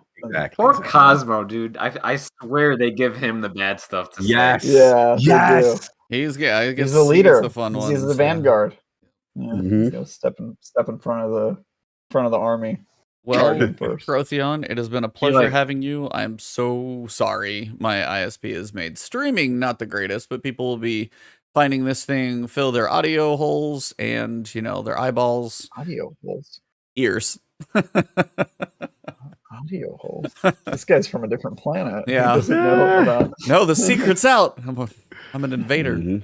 No, but as people come across this one, best thing is let people know where to find you. Let people know where to send their tank memes. All the good things that can come your way.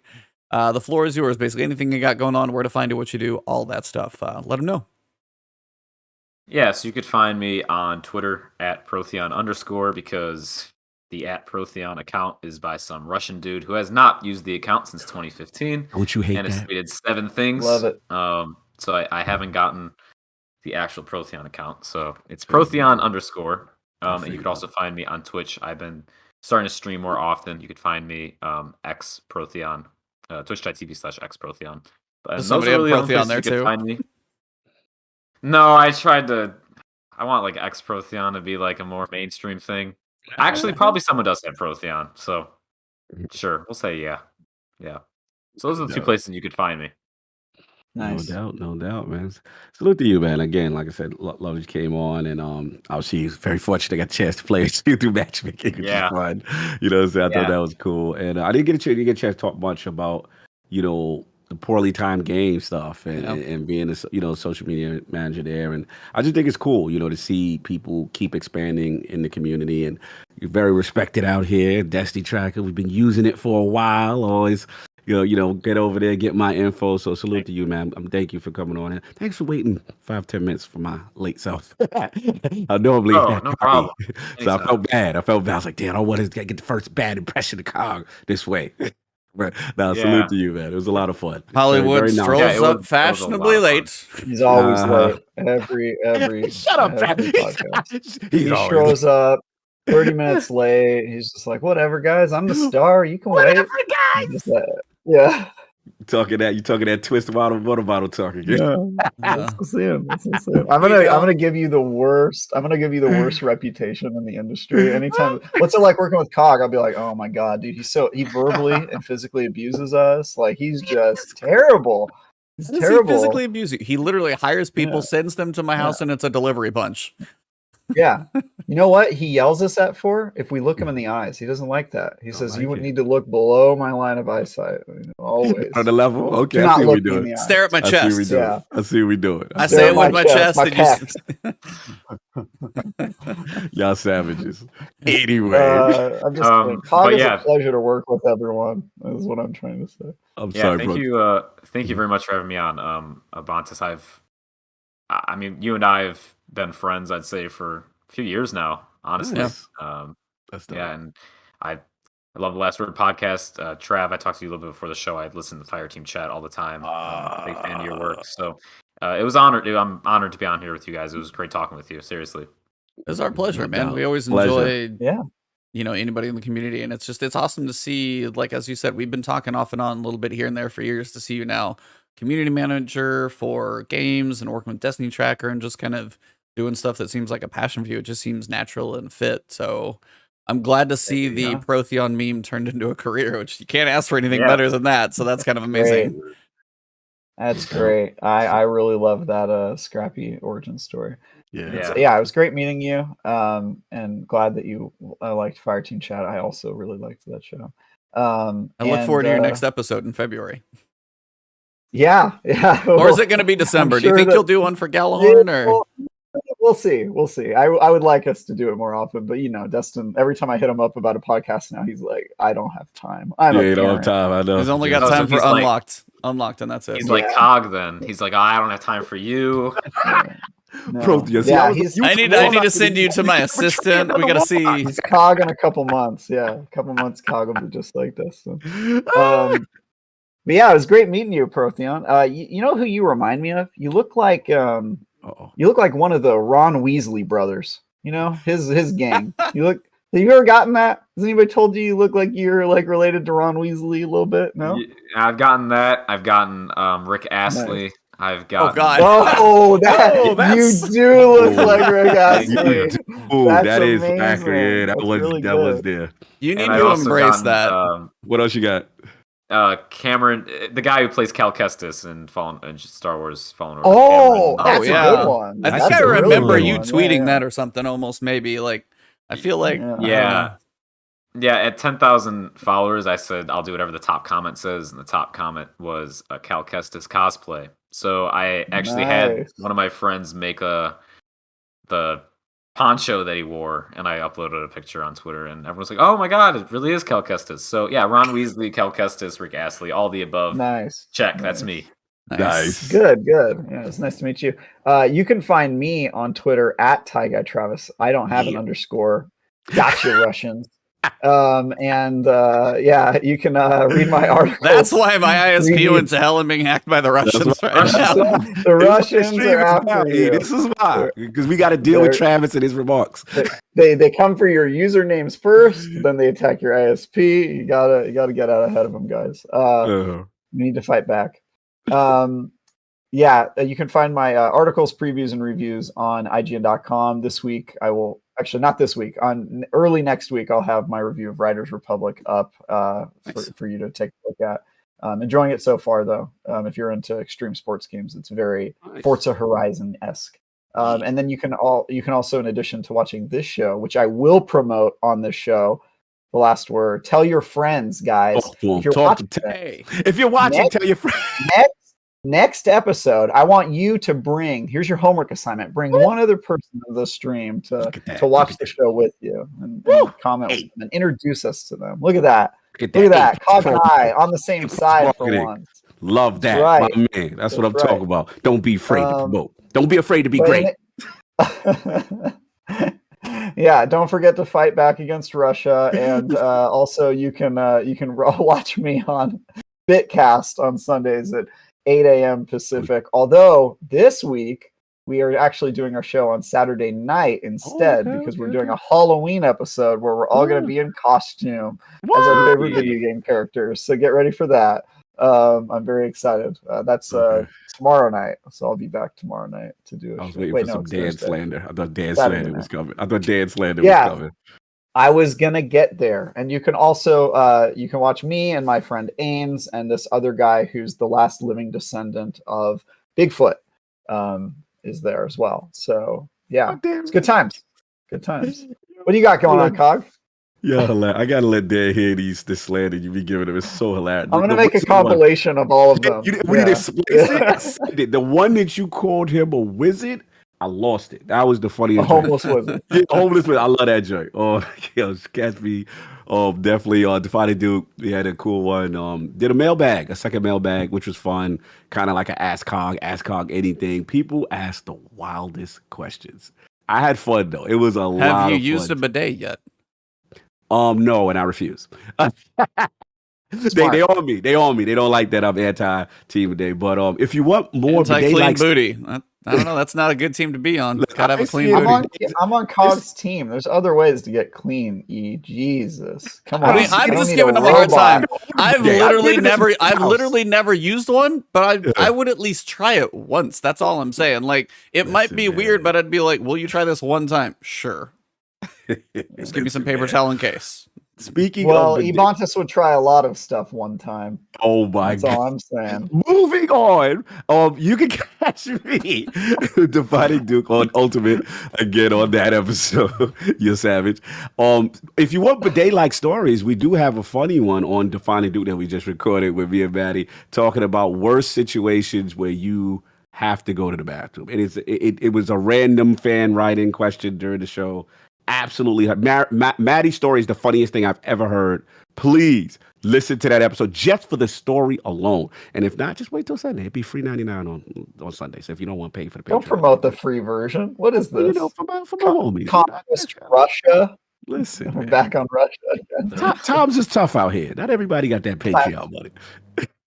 So catch me there, obviously IOP this Sunday, 11 a.m. Eastern with the Lords. We will have the legendary Danny Pena will pull up. So, very cool. Yeah, then, I saw he just got on G4.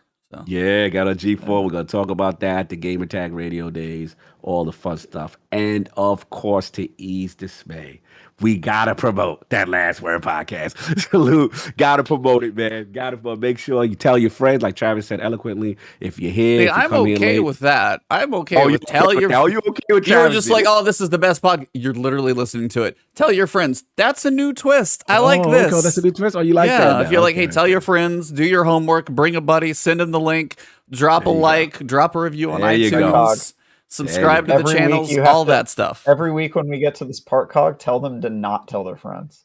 Say, Don't tell your friends. Don't tell you if the Don't first thing tell about the last Keep it a word. secret. The first thing about the last word. There is no last word. There's no last word. People like Fight Club. But yeah, that's what I got, man. But man, what's going on with you in the world of streaming and game playing, and what's going on, man? So yeah, kind of trying to find a time to start Guardians of the Galaxy, working on a little bit of content stuff in between, and I think more than anything, trying to figure out what's up with my ISP. But it's like I've had techs out; they were literally like checked and confirmed. I've had them again. Oh, I had newbie tech Monday morning. Oh, dude, like the worst. Did you reboot the router? No, not even that. We got to the point where I was like, go out to the tap outside and check. Didn't know how to test the throughput speed on his tool. I'm like, what are you doing here? Because this is literally why you're here. Because the speeds are slow. So he was on like week 2. He's like, oh, every job I go to, like this thing doesn't work. I'm like, you need to figure this out. Call somebody. Bad sentence. Bad sentence. Yeah. When your first sentence is every job I go to.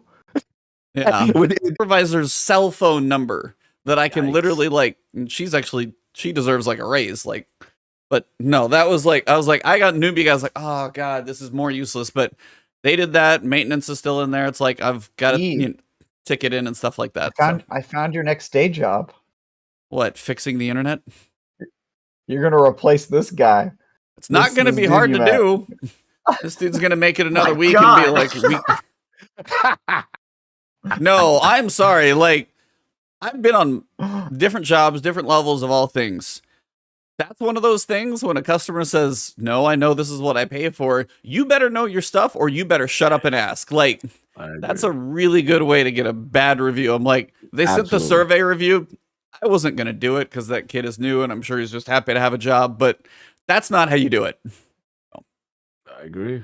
So yeah, fix my internet, hopefully. Other than that, just kind of hold down the fort down here and try and get things a little squared away. So for me, for you guys, thank you again, Protheon. This was a longer episode. I don't know if I didn't even ask time frames. Hopefully we didn't overstay your welcome, but thank you.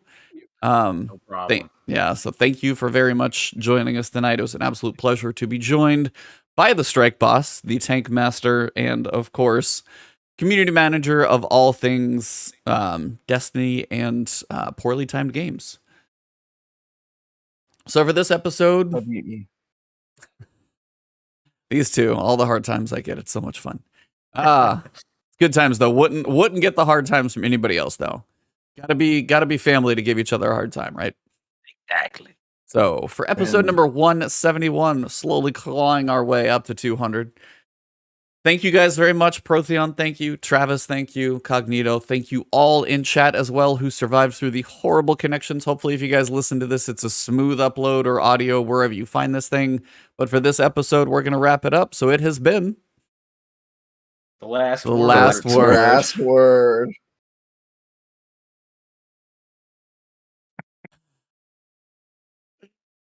Yeah, thank you guys. Yeah, also don't forget to become a channel member here, Twitch, Patreon, find, like, subscribe, all of these amazing people. If you were here tonight, thank you very much. Hopefully my ISP gets its shit together. This isn't going to be in the recording, so I can say that. But thank you guys. Y'all are amazing. I'm going to turn off the stream. So go find another content creator in the world, but make sure you like, subscribe, and send all the love to these amazing people. And we'll see you guys soon. Peace.